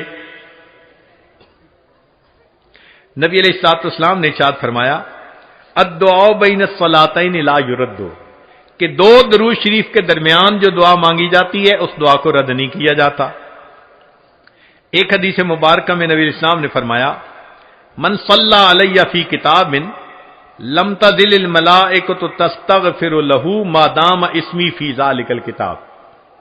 اگر کوئی بندہ لکھ رہا ہو اور لکھتے ہوئے نبی علیہ الصلوۃ والسلام کا نام نامی اس میں گرامی آ جائے اور وہ نام نامی اس میں گرامی کے ساتھ صلی اللہ علیہ وسلم لکھے، تو نبی علیہ السلام نے فرمایا جب تک اس کتاب میں میرے نام کے ساتھ یہ درود شریف لکھا رہے گا اس وقت تک ایک فرشتہ اس کے لیے استغفار کرتا رہے گا. اللہ اکبر کبیرہ. ابن مسعود رضی اللہ عنہ فرماتے ہیں کہ نبی علیہ السلام نے فرمایا اول الناس بی یوم القیامہ اکثرہم علی صلاۃ، کہ جو بندہ مجھ پر سب سے زیادہ درود شریف پڑھتا ہوگا وہ پھر قیامت کے دن میرے سب سے زیادہ قریب بھی وہی بندہ ہوگا. ابوبکر صدیق رضی اللہ عنہ نے ایک عجیب بات فرمائی. فرماتے تھے کہ الصلاۃ علی النبی امحق للذنوب من الماء البارد للنار، کہ جس طرح ٹھنڈا پانی آگ کو جلدی بجھا دیتا ہے، درود شریف کا پڑھنا انسان کے گناہوں کو اس سے بھی جلدی بجھا دیتا ہے. تو درود شریف پڑھنے سے انسان کے گناہ مٹا دیے جاتے ہیں. ابو ہریرہ رضی اللہ عنہ فرماتے ہیں کہ نبی علیہ السلام نے فرمایا من نسی الصلاۃ علی نسی طریق الجنہ، جو مجھ پر درود شریف پڑھنا بھول گیا وہ جنت کا راستہ ہی بھول گیا. علی رضی اللہ عنہ نے ایک خوبصورت بات کہی. فرماتے تھے واللہ، اللہ کی قسم، اب دیکھیے اللہ کی قسم کھا کے بات کر رہے ہیں، واللہ لولا ما ذکر اللہ ورسولہ فی فضل التسبیح والتکبیر والتحلیل والتحمید لجعلت کل انفاسی صلاۃ علی رسول اللہ صلی اللہ علیہ وسلم. اگر اللہ اور اس کے رسول صلی اللہ علیہ وسلم نے تسبیح، تحمید، تکبیر کے فضائل بیان نہ فرمائے ہوتے تو میں اپنی زندگی کے ہر سانس کو درود شریف پڑھنے میں ہی خرچ کر دیتا. ایک اور حدیث مبارکہ سنیے. نبی علیہ الصلوۃ والسلام کے ساتھ صدیق اکبر رضی اللہ عنہ بیٹھے ہوئے ہیں. ایک نوجوان آیا، نبی علیہ السلام نے اسے اپنے اور صدیق اکبر رضی اللہ عنہ کے درمیان بٹھا دیا. پھر فرمایا کہ ابو بکر، میں نے تیرے اور اپنے درمیان اس کو بٹھا دیا، اس بات پہ حیرت تو ہوئی ہوگی. اللہ کے نبی صلی اللہ علیہ وسلم بڑی حیرت ہو رہی ہے. فرمایا ان ھذا الفتى یصلی علی صلاۃ ما یصلیھا علی احد من امتی، میرا یہ نوجوان امتی پر ایسا درود شریف پڑھتا ہے کہ جو درود شریف میری امت میں سے کوئی دوسرا مجھ پر نہیں پڑھتا، اس کی وجہ سے میں نے اس کو اپنے قریب بٹھایا. پھر نبی علیہ السلام نے کہا کہ وہ کیا درود شریف پڑھتا تھا؟ اللہم صلی علی محمد عدد من صلی علیہ وصلی علی محمد عدد من لم یصلی علیہ وصلی علی محمد کما امرت بالصلاۃ علیہ وصلی علی محمد کما تحب ان یصلی علیہ وصلی علی محمد کما ینبغی ان یصلی علیہ. چنانچہ ہمارے اکابر علماء دیوبند نے باقاعدہ تفصیل لکھی ہے کہ کس کس موقع پر درود شریف پڑھنا چاہیے. دخول المسجد والخروج منہ، مسجد میں داخل ہوتے ہوئے یا مسجد سے نکلتے ہوئے درود شریف پڑھنا چاہیے. والتشہد، التحیات میں بھی درود شریف سب پڑھتے ہیں. ورؤیت المساجد، جب مسجد پر نظر پڑے تو اس وقت بھی درود شریف پڑھنا چاہیے.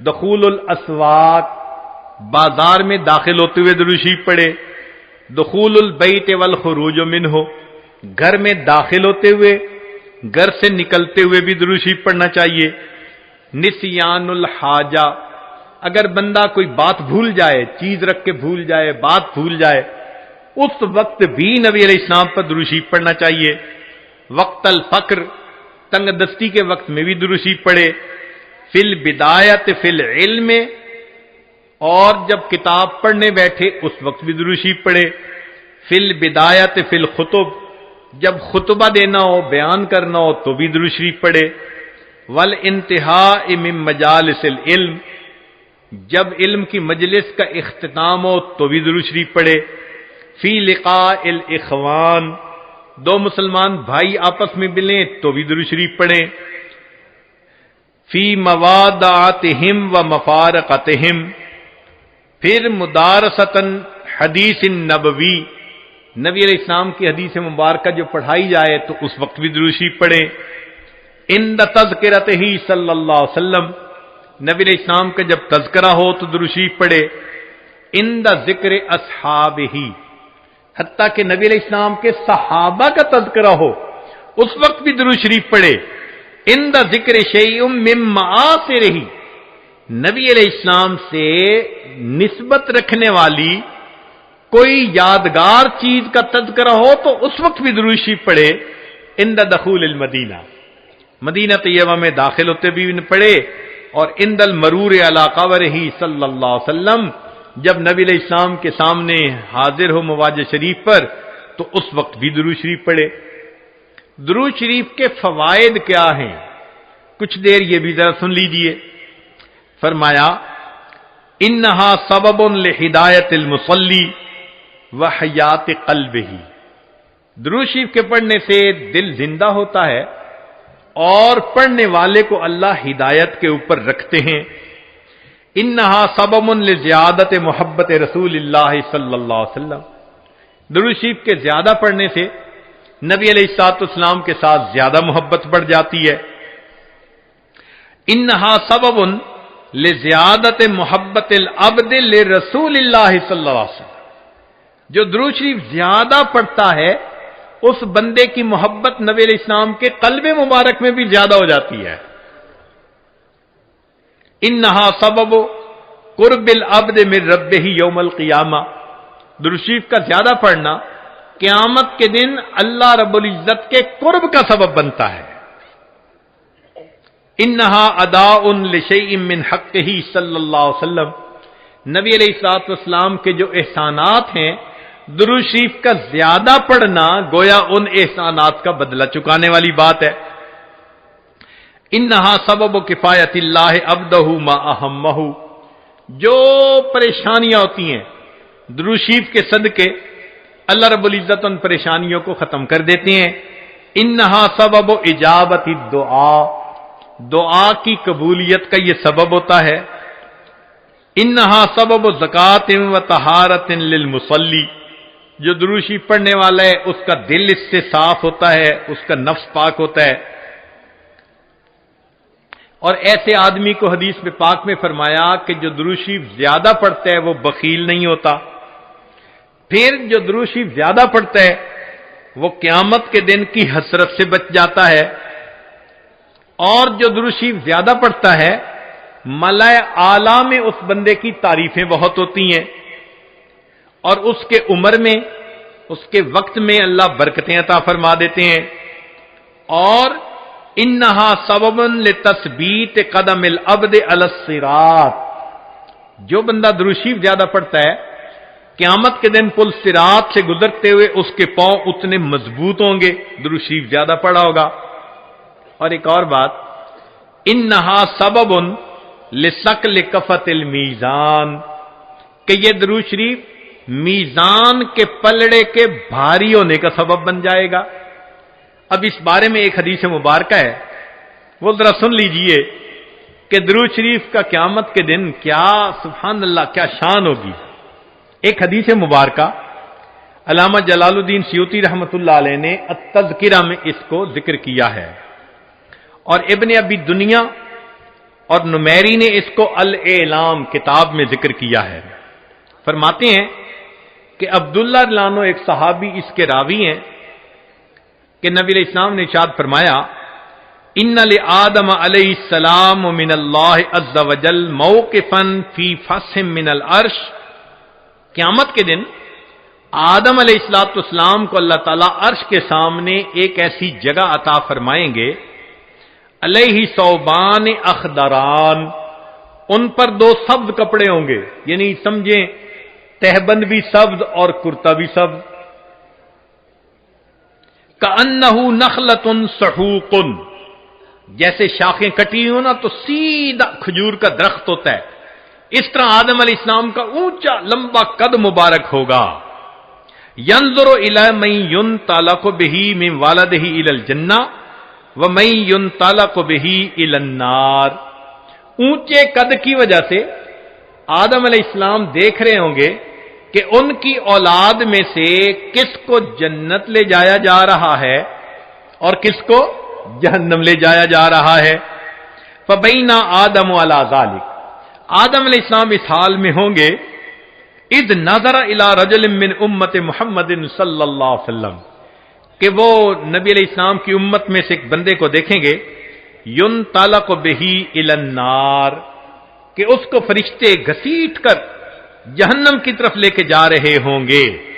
فینادی آدم علیہ السلام، تو آدم علیہ السلام پکاریں گے یا احمد یا احمد، نبی علیہ السلام کا نام پکاریں گے. آپ صلی اللہ علیہ وسلم کا نام محمد بھی اور آپ صلی اللہ علیہ وسلم کا نام احمد بھی، اسمہ احمد.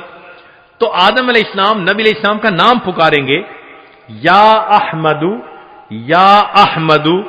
فیقول علیہ الصلوۃ والسلام، اس نام کو سن کر نبی علیہ الصلوۃ والسلام جواب میں کہیں گے لبیک یا ابا البشر، اے بشر کے والد لبیک، میں حاضر ہوں. فیقول، وہ بتلائیں گے ھذا رجل من امتی کا، یہ آپ کی امت کا ایک بندہ ہے ینطلق بہ الی النار، اس کو جہنم کی طرف لے جایا جا رہا ہے. قال صلی اللہ علیہ وسلم، نبی علیہ السلام نے فرمایا فاشد المئزرہ، میں اپنی چادر کو کس کے باندھ لوں گا.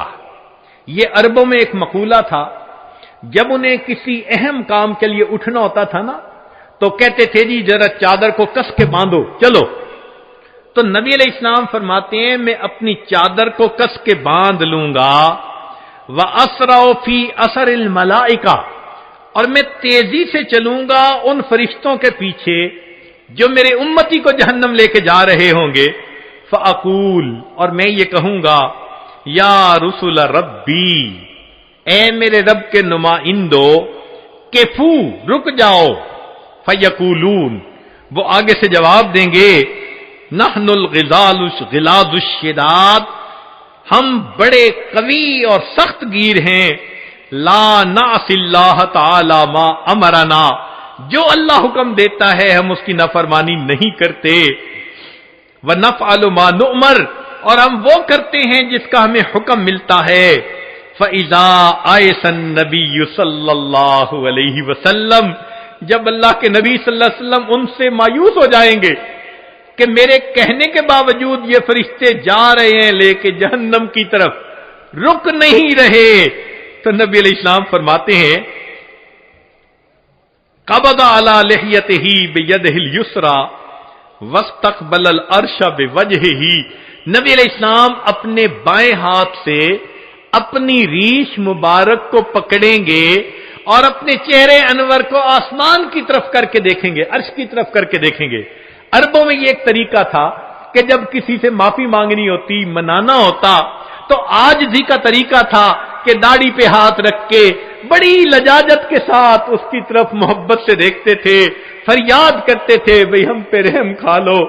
نبی علیہ السلام جب فرشتوں کو دیکھیں گے کہ وہ رک نہیں رہے، میری امتی کو لے کے جہنم میں جا رہے ہیں، آقا صلی اللہ علیہ وسلم فرماتے ہیں میں اپنی جو ہے بایاں ہاتھ اپنی ریش کے اوپر رکھوں گا اور میں آسمان عرش کی طرف اپنے چہرے انور کے ساتھ دیکھوں گا.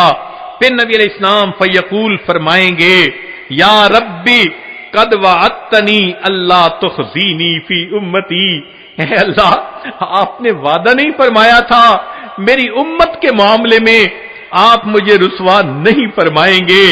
فیاتی النداء من قبل العرش، عرش کے اوپر سے ایک آواز آئے گی، اطیعوا محمدا، او میرے فرشتوں محمد صلی اللہ علیہ وسلم کی اطاعت کرو، وردوا ھذا العبد الی المقام، اور اس بندے کو واپس جہاں سے لائے تھے میزان کے قریب وہیں جا کر چھوڑ کر آؤ۔ چنانچہ وہ فرشتے اس بندے کو وہاں جا کر چھوڑیں گے۔ فیخرج صلی اللہ علیہ وسلم، اب دوبارہ وزن شروع ہوگا۔ نبی علیہ الصلوۃ والسلام ایک چھوٹا سا کاغذ کا پرزہ بطاقتن، کاغذ کا پرزہ نکالیں گے، بیضاء، سفید ہوگا، کل ان ملتے، جیسے انگلی کا پورا ہوتا ہے اس کے برابر ہوگا، فیلقیھا فی کفۃ المیزان الیمنی، اس کاغذ کے ٹکڑے کو نبی علیہ السلام نیکیوں کے پلڑے میں ڈال دیں گے، وہو یقول بسم اللہ، اور نبی علیہ السلام ڈالتے ہوئے بسم اللہ فرمائیں گے، فترجع الحسنات علی السیئات، نیکیوں کا پلڑا بھاری ہو جائے گا، گناہوں کا پلڑا ہلکا ہو جائے گا۔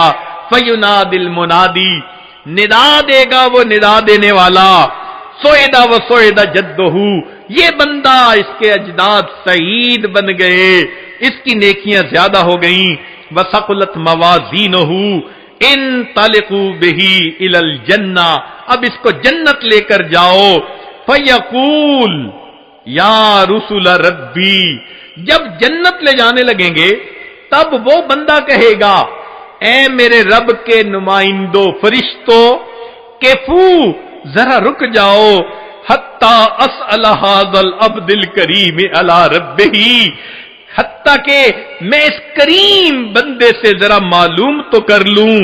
فیقول، پھر وہ یہ کہے گا بے ابی انت و امی، آپ کے اوپر میرے ماں باپ قربان جائیں، ما احسن وجہ کا، آپ کا چہرہ کتنا خوبصورت ہے، وہ احسن خلق کا، آپ کی پرسنالٹی شخصیت کتنی پیاری ہے، من انتا، آپ کون ہیں، فقد عقلتنی اسرتی، آپ نے میرے گناہوں کو مٹا کے رکھ دیا، ورحمت عبرتی، میری لغزشوں کو کم کر دیا۔ فیقول علیہ الصلوۃ والسلام، نبی علیہ السلام جواب میں فرمائیں گے انا نبیوں کا محمد، میں محمد صلی اللہ علیہ وسلم تیرا نبی ہوں، وہذہ صلاتک، اور یہ وہ درود شریف ہے التی کنت تصلی علیہ، جو تو مجھ پر پڑھا کرتا تھا، وفیتکھا، میں نے تمہیں اس کا بدلہ دیا، احوج ما تکون الیہا، جب تجھے اس کی بہت ضرورت تھی۔ سوچئے آج نبی علیہ الصلوۃ والسلام پر درود شریف کا پڑھنا کل قیامت کے دن میزان میں نیکیوں کے بھاری ہونے کا سبب بن جائے گا۔ دعا ہے اللہ رب العزت ہمیں اپنے حبیب صلی اللہ علیہ وسلم کی سچی محبت عطا فرمائیں، ان کا احترام، ان کی عزت اکرام وہ بھی دل میں عطا فرمائیں، ان کی سنتوں کی محبت کے ساتھ اتباع کرنے کی بھی توفیق عطا فرمائیں، اور کثرت سے درود شریف پڑھ کر نبی علیہ السلام کی محبت کو دل میں بھرنے کی توفیق عطا فرمائیں۔ وآخر دعوانا ان الحمد للہ رب العالمین۔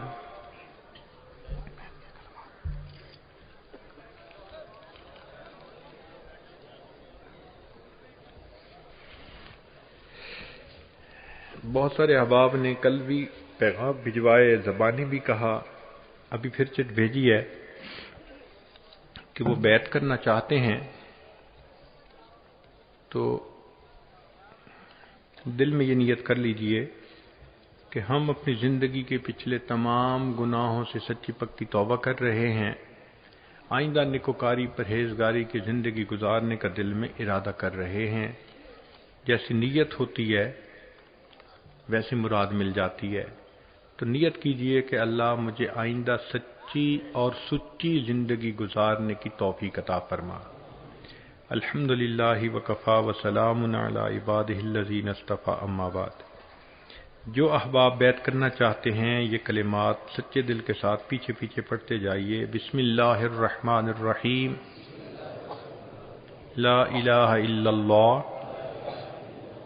محمد الرسول اللہ، آمنت باللہ وملائکتہ وکتبہ ورسلہ والیوم الآخر والقدر خیرہ وشرہ من اللہ تعالی والبعث بعد الموت۔ آمنت باللہ کما ہوا باسمائہ وصفاتہ وقبلت جمیع احکامہ اقرار باللسان وتصدیق بالقلب۔ اشہد ان لا الہ الا اللہ واشہد ان محمدا عبدہ ورسولہ۔ استغفر اللہ ربی من کل ذنب واتوب الیہ برحمتک یا ارحم الراحمین۔ ان کلمات کو پڑھنے سے اب آپ بیعت ہو چکے ہیں۔ چند اوراد و وظائف ہیں جو کرنے بہت آسان ہیں۔ ہمارے مشائخ عام طور پہ طلباء کو اوراد و وظائف نہیں بتایا کرتے تھے۔ اس کی وجہ یہ تھی کہ وہ طلباء ایسے تھے کہ ان کے دلوں میں پہلے ہی اللہ کی محبت بھری ہوتی تھی، سنت کی اتباع ہوتی تھی، تقویٰ ہوتا تھا، تو ان کو پھر اوراد و وظائف میں مشغول نہیں کرتے تھے۔ آج کل دیکھنے میں یہ بات آتی ہے کہ پڑھ تو رہے ہوتے ہیں مگر دل میں وہ تڑپ نہیں ہوتی، وہ محبت نہیں ہوتی، وہ شوق نہیں ہوتا جو ہونا چاہیے۔ تو ہمارے حضرت رحمت اللہ علیہ یہ فرماتے تھے کہ تھوڑے سے وظائف جو چند منٹ میں ہو جائیں وہ اس لیے بتائیں تاکہ ان کے اندر ایک وارمنس آئے، محبت آئے۔ چنانچہ ہم نے اپنی زندگی میں تجربہ کیا ہے کہ ہمیں مدارس کے محتمم شیوخ الحدیث بلا کے خود کہتے ہیں کہ جی آپ طلباء کو کچھ وظائف دے دیں۔ جب سے آپ ہو کے گئے مدرسے کے ہر طالب علم نے تہجد کی پابندی شروع کر دی۔ الحمدللہ جن طلباء کو فجر میں جگانے کے لیے دروازے پیٹتے تھے اور کہتے تھے وہ بچے تہجد کے پابند بن جاتے ہیں، درس حدیث کی حاضری بڑھ جاتی ہے۔ وہ جگہ جہاں پر بچے دلچسپی نہیں رکھتے، اللہ کی شان کے علم میں ان کی دلچسپی بڑھ جاتی ہے کیونکہ تقویٰ آ جاتا ہے، گناہوں سے بچنا آ جاتا ہے۔ ورنہ تو آج یہ جو سیل فون کی مصیبت ہے اس نے نوجوانوں کو برباد کر کے رکھ دیا ہے۔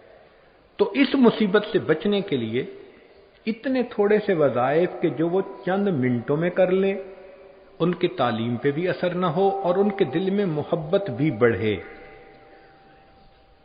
کون سے ہیں؟ 100 مرتبہ درود شریف پڑھنا، ایک مجلس میں پڑھ لیں یا آپ ہر نماز سے پہلے 20 دفعہ 21 دفعہ پڑھ لیں تو 100 ہو جائے گا۔ کون سا مشکل کام ہے؟ 100 مرتبہ استغفار پڑھنا،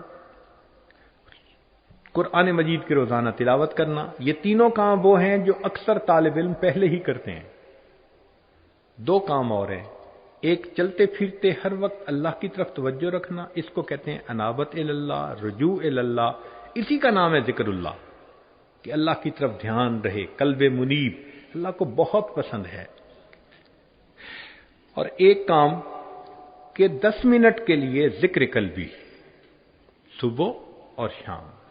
اس کا آسان طریقہ یہ ہے کہ آپ عشاء کے بعد پڑھائی سے جب فارغ ہو جائیں تو کوشش کریں کہ گپے مارنے کی بجائے، حالات حاضرہ ڈسکس کرنے کی بجائے جلدی سو جائیں۔ جلدی سونا بھی عشاء کے بعد سنت ہے، اور آج اس سنت پہ عمل کم ہوتا جا رہا ہے، تو جلدی سونے کی سنت پر عمل کریں۔ اور دوسرا کام یہ کریں کہ فجر کی اذان سے 20 منٹ پہلے اٹھنے کی عادت بنا لے. اگر بیت الخلاء میں زیادہ وقت لگتا ہے تو آدھا گھنٹہ پہلے اٹھ جائیں. اب آدھا گھنٹہ کوئی اتنا زیادہ وقت نہیں ہوتا، اس میں جلدی سے وضو کر لیں اور 2-4 رکعت پڑھ لیں. 4 رکعت بھی چھوٹی صورتوں سے پڑھ لیں گے تو آپ کی یہ تہجد ایسے ہوگی جیسے دوسرے لوگ عشاء کے وضو سے فجر کی نماز پڑھ رہے ہیں. آپ کے لیے یہ 4 رکعت ہی بہت ہیں. پھر اس کے بعد فجر کی نماز تک جو وقت ہوگا اس میں آپ دروشی بھی پڑھ سکتے ہیں، استغفار بھی پڑھ سکتے ہیں، قرآن پاک بھی پڑھ سکتے ہیں، مطالعہ بھی کر سکتے ہیں. اور ایک دوسرا طریقہ یہ ہے کہ عادت یہ بنائیں کہ جیسے ہی اذان ہو فوراً مسجد میں آ جائیں. بہت سارے طلباء کو دیکھا کہ وہ گھڑی دیکھ رہے ہوتے ہیں، گپیں لگا رہے ہوتے ہیں، ہاں ابھی 4 منٹ باقی ہیں، ہاں ابھی 2 منٹ باقی ہیں، تو وہ مسجد سے باہر کھڑے ہو کے وقت گزارتے ہیں اور جب اقامت شروع ہوتی ہے تب مسجد میں داخل ہوتے ہیں. ایسا نہ کریں. جب پیریڈ نہیں ہے، اذان ہو چکی، تو پھر وضو کر کے مسجد میں آ جائیں، سنت ادا کریں. اگر وقت ہے تحیۃ الوضو، تحیۃ المسجد، سنت یہ سب پڑھ لیں اور پھر نماز کے انتظار میں بیٹھیں. آج کل نماز کے انتظار میں بیٹھنے والی سنت بھی بہت کم ہوتی جا رہی ہے. تو طلباء اس سنت کو زندہ کریں. 5 منٹ 4 منٹ نماز سے پہلے وہ جو 5-4 منٹ ہوں گے بس وہی ذکر قلبی کر لیں، اتنا ذکر ہی کافی ہوگا. کوئی الگ مراقبے کرنے کی کوئی ضرورت نہیں ہے. تو صرف اتنی سی بات کہ ایک اذان سے 20 منٹ آدھا گھنٹہ پہلے اٹھنے کی عادت بنا لیں اور اس سے لے کے نماز تک کے درمیان میں یہ معاملات ہو جائیں گے. اور دوسری بات کہ اذان سنتے ہی مسجد میں آنے کی عادت ڈال لیں اور کوشش یہ کریں کہ زندگی باوضو گزاریں. ہر وقت نوجوان بچے تو جیسے ہی وضو ٹوٹے پھر وضو کر لیں. ہم نے اپنی زندگی میں ایسے اکابر کو دیکھا ہے کہ جن کو کوئی بندہ بے وضو دیکھ نہیں سکتا تھا، وہ ہر وقت باوضو رہا کرتے تھے. کما تعیشون تموتون، جیسے زندگی گزاریں گے ویسے موت آئے گی. تو اللہ ایسے لوگوں کو باوضو موت بھی عطا فرمائے. نوجوان بچوں کے لیے باوضو رہنا کوئی مشکل نہیں ہے. ہمیں اس کا ایک مرتبہ تجربہ ہوا. امام ربانی حضرت مجدد ثانی رحمۃ اللہ علیہ کی اولاد میں سے کچھ لوگ تھے، تو ہم ان کو ملنے کے لیے گئے. مغرب کی نماز کا وقت تھا اور بچے کوئی 10-15 ان کے گراؤنڈ میں فٹ بال کھیل رہے تھے. انہوں نے کہا جی کہ اذان کا وقت ہے، قریب مسجد نہیں ہے تو ہمیں یہیں جماعت کروانی ہے. ہم نے کہا بہت اچھا. وہ جو تکبیر پڑھنے کھڑے ہوئے تو انہوں نے بچوں کو آواز دی، بچوں نماز کے لیے آ جاؤ. چھوٹے بڑے سارے، پسینہ تھا لیکن آ گئے اور سب کھڑے ہو گئے اور سب نے نماز پڑھی. ہمیں بڑی حیرت ہوئی. نماز کے بعد ہم نے پوچھا جی یہ بچوں نے پہلے سے وضو کیا ہوا تھا؟ وہ کہنے لگے کہ ہمارے خاندان میں اوپر سے یہ عمل چلا آ رہا ہے کہ ہم بچوں کو سمجھاتے ہیں کہ بچوں زندگی باوضو گزارو. ہمارے گھروں میں 5 سال سے عمر کا جو بچہ بھی آپ کو جاگتا نظر آئے گا ہمیشہ باوضو نظر آئے گا. اب اگر لوگ پوری زندگی باوضو گزارتے ہیں تو سبحان اللہ، طالب علمی کا زمانہ تو بڑا ہی اچھا زمانہ ہوتا ہے. تو باوضو رہنے کی کوشش کریں. اور اذان فجر کی جو ہے اس سے 20 منٹ آدھا گھنٹہ پہلے. اگر آپ جلدی سے وضو کر لیتے ہیں، بیت الخلاء سے جلدی فارغ ہو جاتے ہیں تو 20 منٹ بہت ہیں. اور اگر زیادہ وقت لگتا ہے، چونکہ کئی لوگ زیادہ وقت لگا دیتے ہیں، ماشاءاللہ وہ بیت الخلاء میں ایسے جاتے ہیں جیسے بیت الخالہ ہوتا ہے. تو اگر زیادہ وقت لگتا ہے تو بھئی آدھا گھنٹہ پہلے اٹھ جائیں. مگر آپ کا اس وقت چند رکعت 4 رکعت چھوٹی صورتوں کے ساتھ پڑھ لینا یہ بہت کافی ہے. اس کی مثال یوں سمجھیں کہ بینک اکاؤنٹ اگر کوئی بندہ کھولے اور اس میں 5,000 روپے ڈلوا دے، جب بھی اکاؤنٹ ہولڈر کی لسٹ بنے گی تو جہاں اربوں پتی، کروڑوں پتی، لاکھوں پتی کا نام آئے گا وہ 5,000 والے کا نام بھی آئے گا نا کہ اکاؤنٹ تو کھلا ہوا تھا. بس یہی سوچا کریں کہ جہاں قیامت کے دن لسٹ پیش ہوگی شب زندہ داروں کی، تو عشاء کے وضو سے فجر پڑھنے والوں کی جہاں لسٹ بنے گی وہاں 4 رکعت سے ہی مگر نام تو اکاؤنٹ ہولڈر میں آئے گا نا. اکاؤنٹ تو کھولا ہوا تھا. تو بس اللہ کے چاہنے والوں میں روزانہ اپنا نام شامل کر لیا کریں. یہ سوچنا کہ جی ہم تو پڑھتے پڑھاتے ہیں تہجد کا ثواب مل جاتا ہے، وہ تو بات بالکل ٹھیک ہے، لیکن صحابہ بھی تو سارا دن یہی کام کرتے تھے، پھر تہجد کا اہتمام فرماتے تھے. تو ہمیں اہتمام کرنا چاہیے. یاد رکھنا کہ عوام الناس جس طرح 5 فرض نمازوں کا اہتمام کرتے ہیں، ہم طلباء کو چاہیے کہ ہم تہجد کا اس طرح اہتمام کیا کریں. تو 15 منٹ پہلے اذان سے اٹھنے کی عادت ڈال لیں، فجر کی اذان سے، انشاءاللہ اسی میں یہ سارے معاملات ہو جائیں گے. اور پھر اس کے بعد آپ ایک چیز محسوس کریں گے کہ سنت کا شوق بڑھ جائے گا، اللہ کی محبت بڑھ جائے گی، نیک باتیں سننے کا شوق بڑھ جائے گا، نیکوں سے محبت. آپ خود کہیں گے کہ مجھے اب اندر کا انسان بدلتا نظر آ رہا ہے. ہم نے الحمدللہ اپنی زندگی میں ہزاروں نہیں، اللہ کی شان لاکھوں احباب کو یہ بات بتائی اور ان کی زندگیوں کو بدلتے ہوئے بھی آنکھوں سے دیکھا. ان اوراد وظائف کی برکات ایسی ہے. یہ آج ایک مرتبہ کسی ایئرپورٹ پہ تھا، کوئی کتاب پڑھ رہا تھا. ایک نوجوان جس کے ہاتھ میں شراب کی بوتل تھی، وڈکا کی، وہ قریب سے گزرا اور یوں کر کے دیکھتا ہوا چلا گیا. آگے تھوڑی دیر جانے کے بعد واپس لوٹا اور مجھے آ کے کہتے ہیں hello hi how are you, جیسے عادت ہوتی ہے. میں نے کہا میں ٹھیک ہوں. کہتے I want to be like you, میں تمہاری طرح بننا چاہتا ہوں. میں نے کہا اچھا تمہیں یہ کپڑے پسند آئے ہیں؟ پہلا ذہن اسی طرف گیا نا کہ یہ آثار قدیمہ جو ہم بنے ہوئے ہیں تو اس کو شاید یہ اچھا لگا ہو. تو اس نے کہا no no I see some light on your face, مجھے تمہارے چہرے پہ کچھ روشنی نظر آ رہی ہے. تو فوراً دل میں خیال گیا کہ یا اللہ ہدایت تو آپ نے دینی ہوتی ہے، کیا پتہ اس کی ہدایت کا وقت ہو. تو میں نے جواب دیا کہ you can be even better than me, آپ مجھ سے بھی بہتر بن سکتے ہیں. کہتے ہیں آئی ایم جسٹ کمنگ.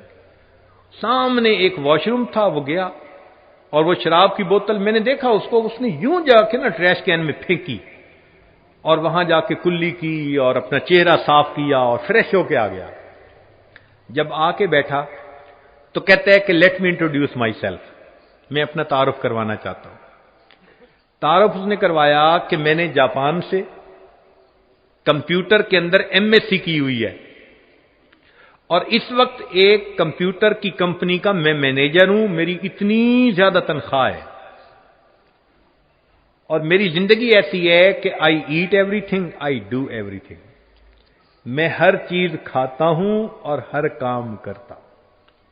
لو جی، اس کا مطلب کہ شراب پیتا تھا، سور کھاتا تھا اور ہر الٹا سیدھا شہوانی شیطانی کام وہ کرتا تھا.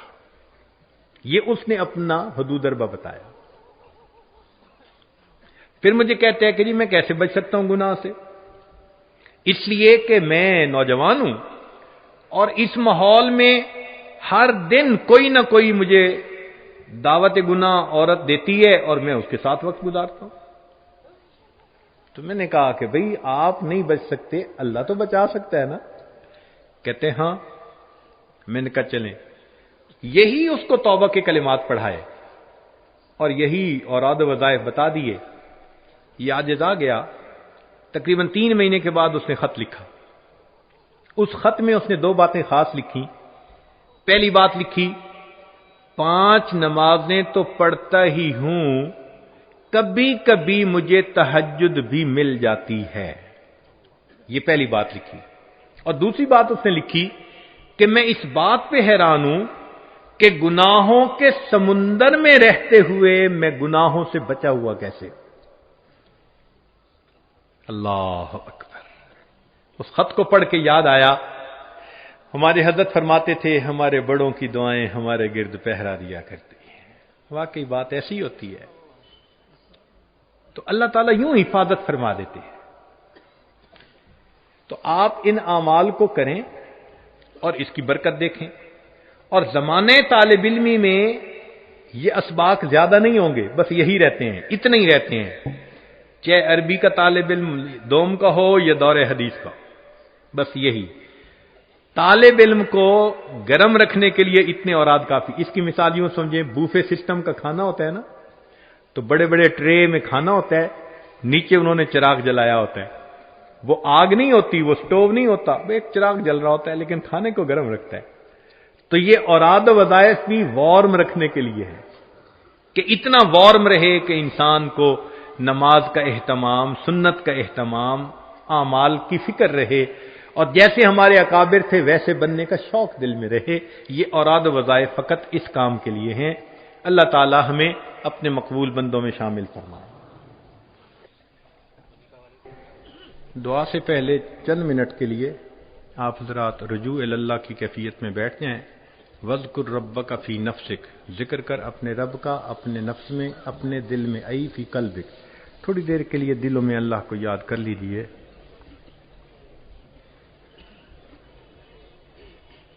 انسان جب اپنے اندر جھانکتا ہے اسے اپنی اصل تصویر نظر آتی ہے.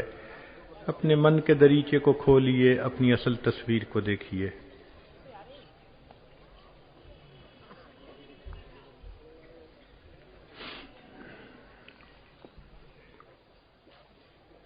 ہوا و حرص والا دل بدل دے،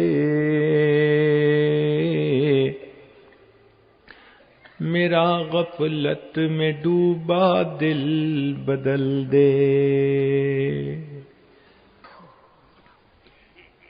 ہوا و حرص والا دل بدل دے،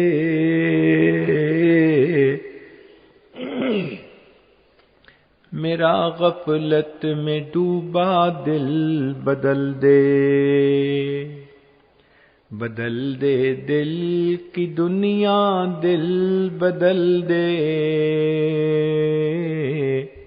خدایا فضل فرما دل بدل دے. گنہگاری میں کب تک عمر کاٹوں، گنہگاری میں کب تک عمر کاٹوں،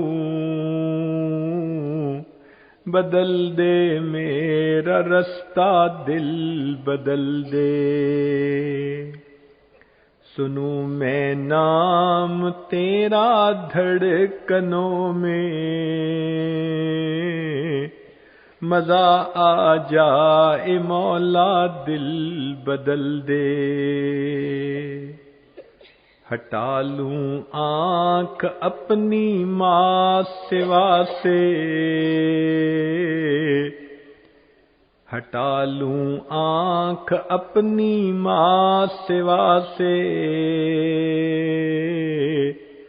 جیوں میں تیری خاطر دل بدل دے. یہ کیسا دل ہے سینے میں الہی،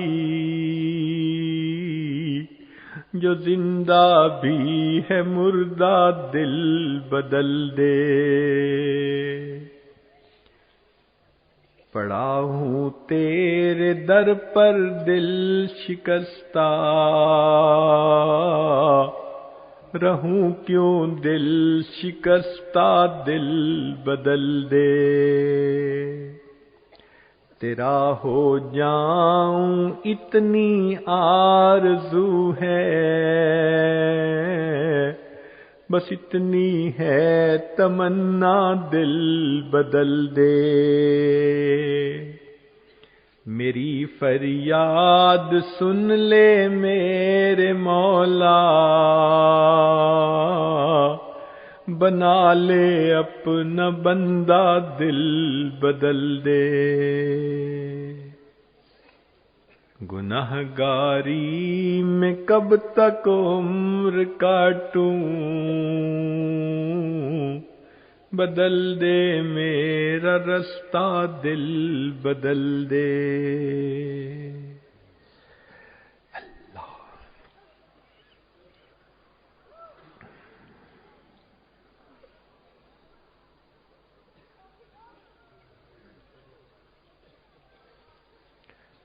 لا الہ الا اللہ محمد الرسول اللہ. دعا کر لیجئے.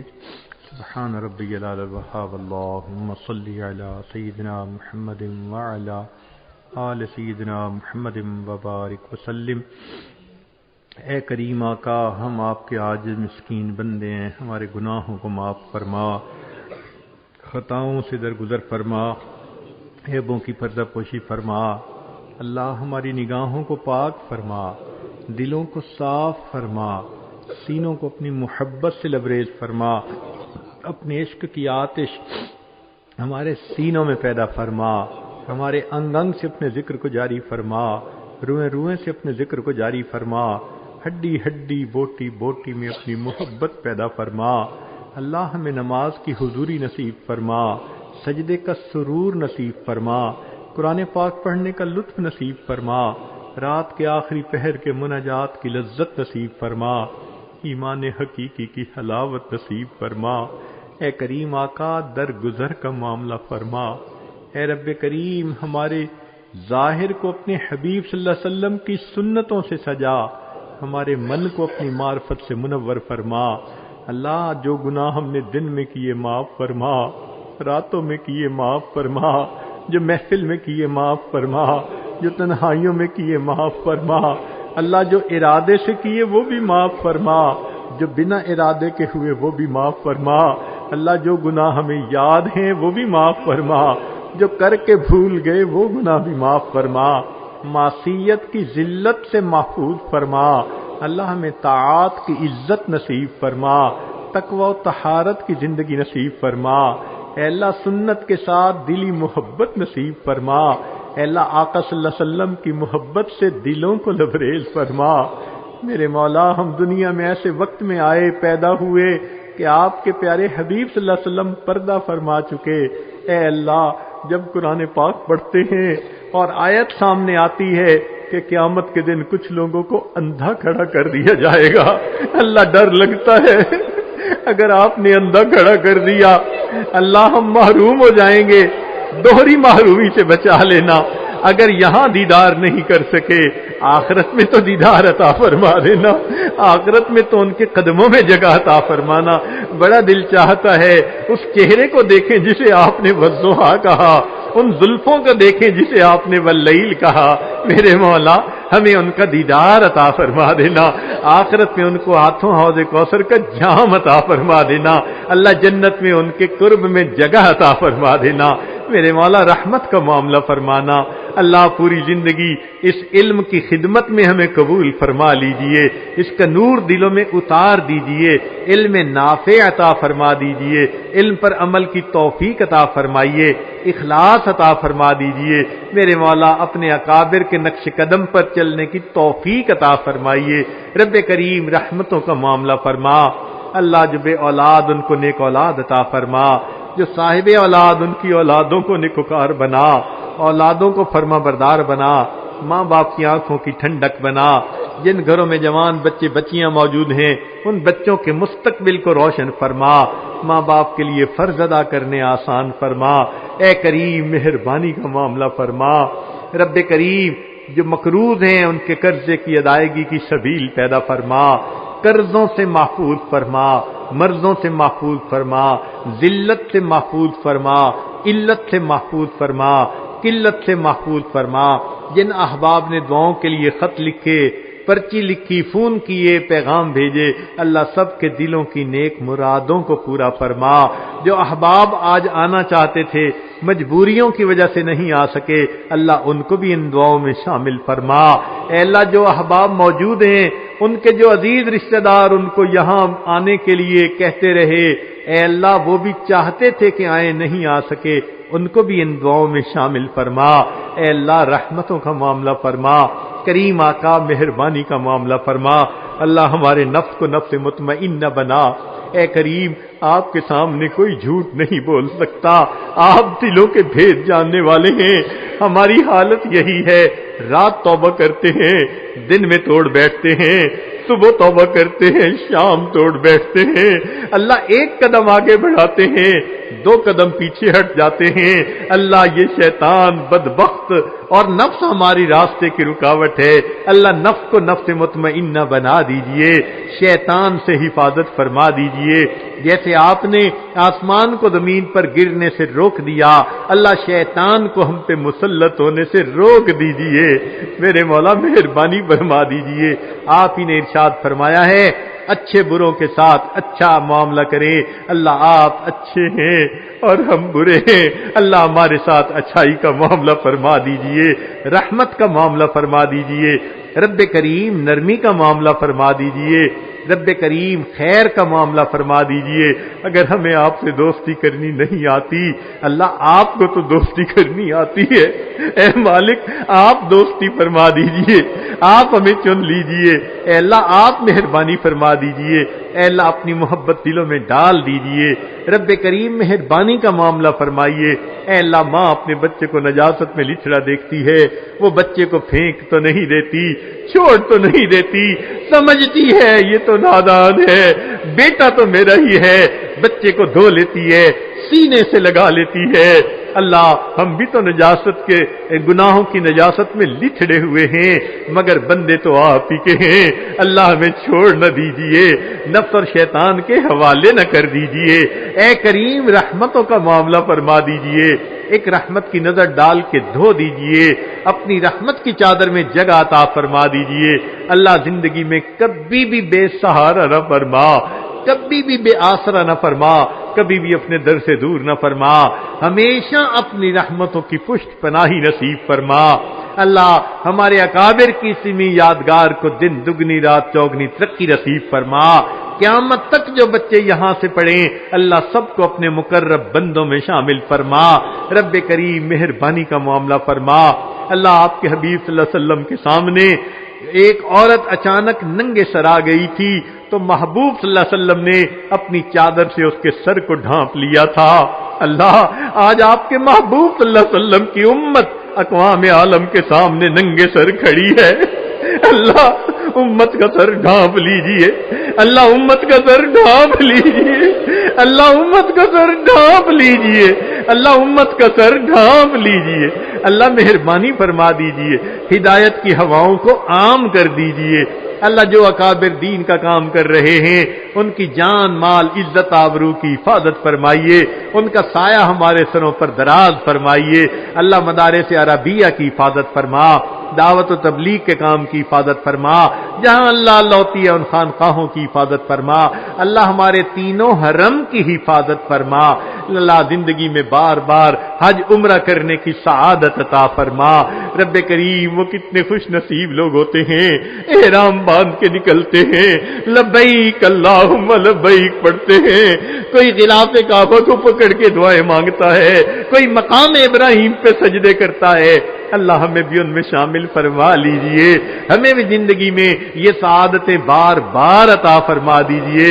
اللہ رزق میں برکتیں عطا فرما، غیر کی محتاجی سے محفوظ فرما، رب کریم اپنی رحمت کے ساتھ ہماری ان دعاؤں کو قبول فرما، بیماروں کو شفا عطا فرما۔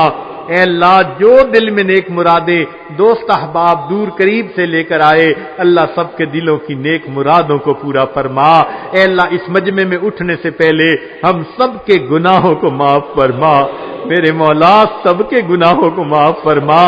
اے کریم آقا سارے مجمع کو ایک مرتبہ محبت کی نظر سے دیکھ لیجئے، اے کریم ایک مرتبہ، اے حنان ایک مرتبہ، اے منان ایک مرتبہ، اے اللہ رحمت کی نظر ڈال دیجئے، کرم کی نظر ڈال دیجئے، محبت کی نظر ڈال دیجئے۔ اے اللہ ہمارے اس اجتماع کو اللہ اپنے قرب کا ذریعہ بنا دیجئے۔ اے اللہ جو خدمت کی جماعت تھی جنہوں نے انتظامات کیے یا آج کی اس مجلس کا سبب بنے اللہ سب کو اپنے مقرب بندوں میں شامل فرما دیجئے۔ ہمارے اکابر علماء دیوبند جتنے بھی گزرے ہیں اللہ سب کو ہماری طرف سے بہترین اجر اور بدلہ عطا فرما دیجئے۔ صلی اللہ تعالی علی خیر خلقہ سیدنا محمد و آلہ و اصحابہ اجمعین برحمتک یا ارحم الراحمین۔